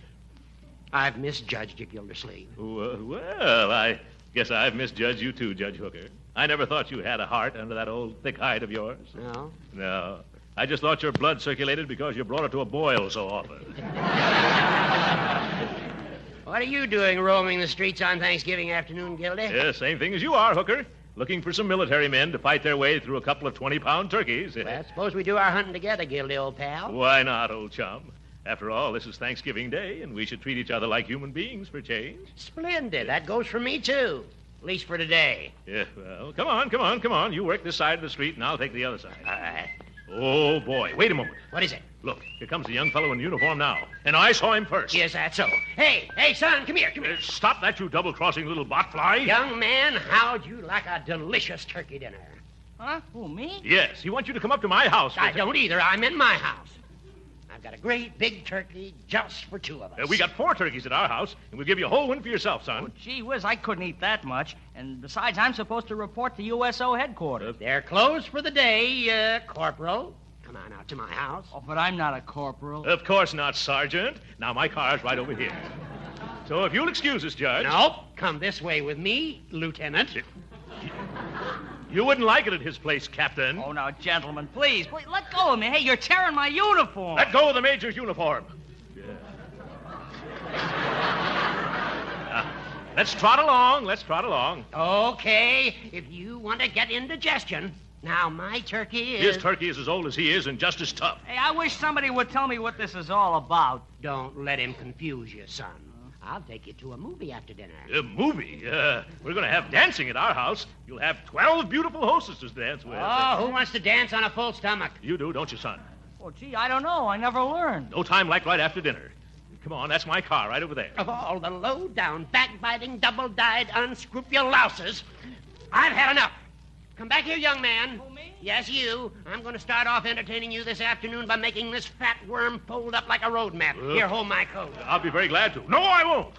Now, see here, Hooker. You point a pinky at me, and I'll beat the daylights out of you and then back in again. Hey, gee, aren't you two fellas a little too old for this sort of thing? If you keep out of this, who invited you to... Say, I invited you. Come on, let's go home. No, you don't, Gildersleeve. I'm going to knock you colder than an Eskimo mother-in-law's kiss. Why, you all... Oh. What's the use of quarreling like this? If you've got your heart set on taking this young man home, Judge, I won't stand in your way. Yeah, but haven't I anything to say? No. Gildersleeve, do you mean this? Yes, Judge. Go on and get your car. Hurry up now before I change my mind. All right. You just wait right here, soldier. I'll be back in a jiffy, and then we'll have a wonderful dinner. Yeah. Happy Thanksgiving, Gildy. Gee whiz, mister. You got me all confused. Do I have to have dinner with that other gentleman? With that old goat? Of course not. Huh? Wait till he turns the corner. All right, come on now. Run like anything. But the judge went that way. I know that. My car's this way. Hurry up, boy. Huh?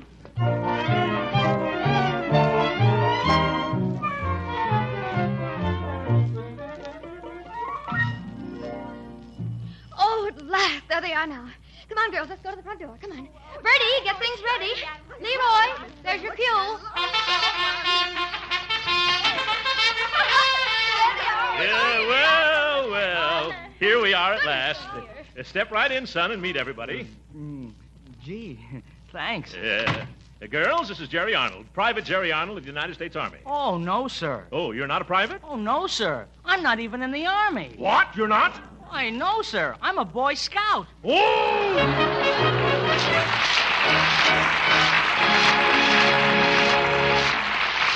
The Great Gildersleeve will be with us again in a few minutes. But right now, whether you celebrate Thanksgiving next Thursday or the week after, there's one thing that's the same everywhere. Yes, that turkey's going to taste mighty good with all its trimmings and fixings. And we all want to remember that we Americans still have plenty to be thankful for. And another thing that's certain, if you make your Thanksgiving cakes and pastries and cookies with Parquet margarine, you're going to get plenty of compliments on their downright good taste. You see, the delicious flavor that makes Parquet margarine so popular for table use makes it wonderful for baking, too. Yes, as sure as Parquet is a delicious spread, it's a genuine flavor shortening, too, not a bland, tasteless fat. Parquet adds flavor to pan-fried foods, too, and it doesn't spatter or stick to the pan. So serve Parquet margarine at the table. Use it for baking and pan-frying, too. Remember, you can use all you want because Parquet margarine is economical and good for your family. Yes, Parquet margarine is a wholesome, nourishing energy food and a reliable source of vitamin A. So right now, add Parquet margarine to your shopping list. Remember, it's Parquet, P-A-R-K-A-Y.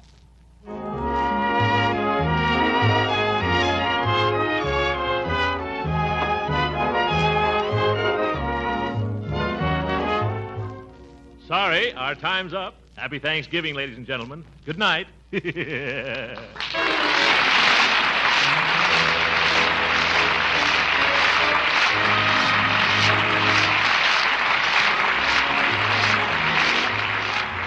Original music heard on this program was composed and conducted by William Randolph. This is Jim Bannon speaking for the Kraft Cheese Company and inviting you to be with us again next week at this same time for the further adventures of the Great Gildersleeve. This is the National Broadcasting Company.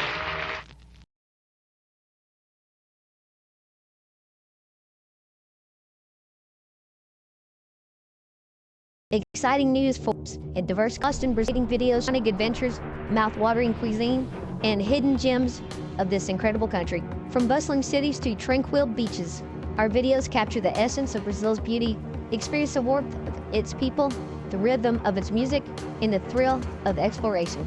Click on the link in the description to find out more. I would like to extend my sincere gratitude to Old Time Radio Research Group for their remarkable efforts in preserving and archiving the captivating world of old-time radio programs. Their invaluable contribution allows us to step back in time and experience the magic of radio history firsthand. Their link is in the description below.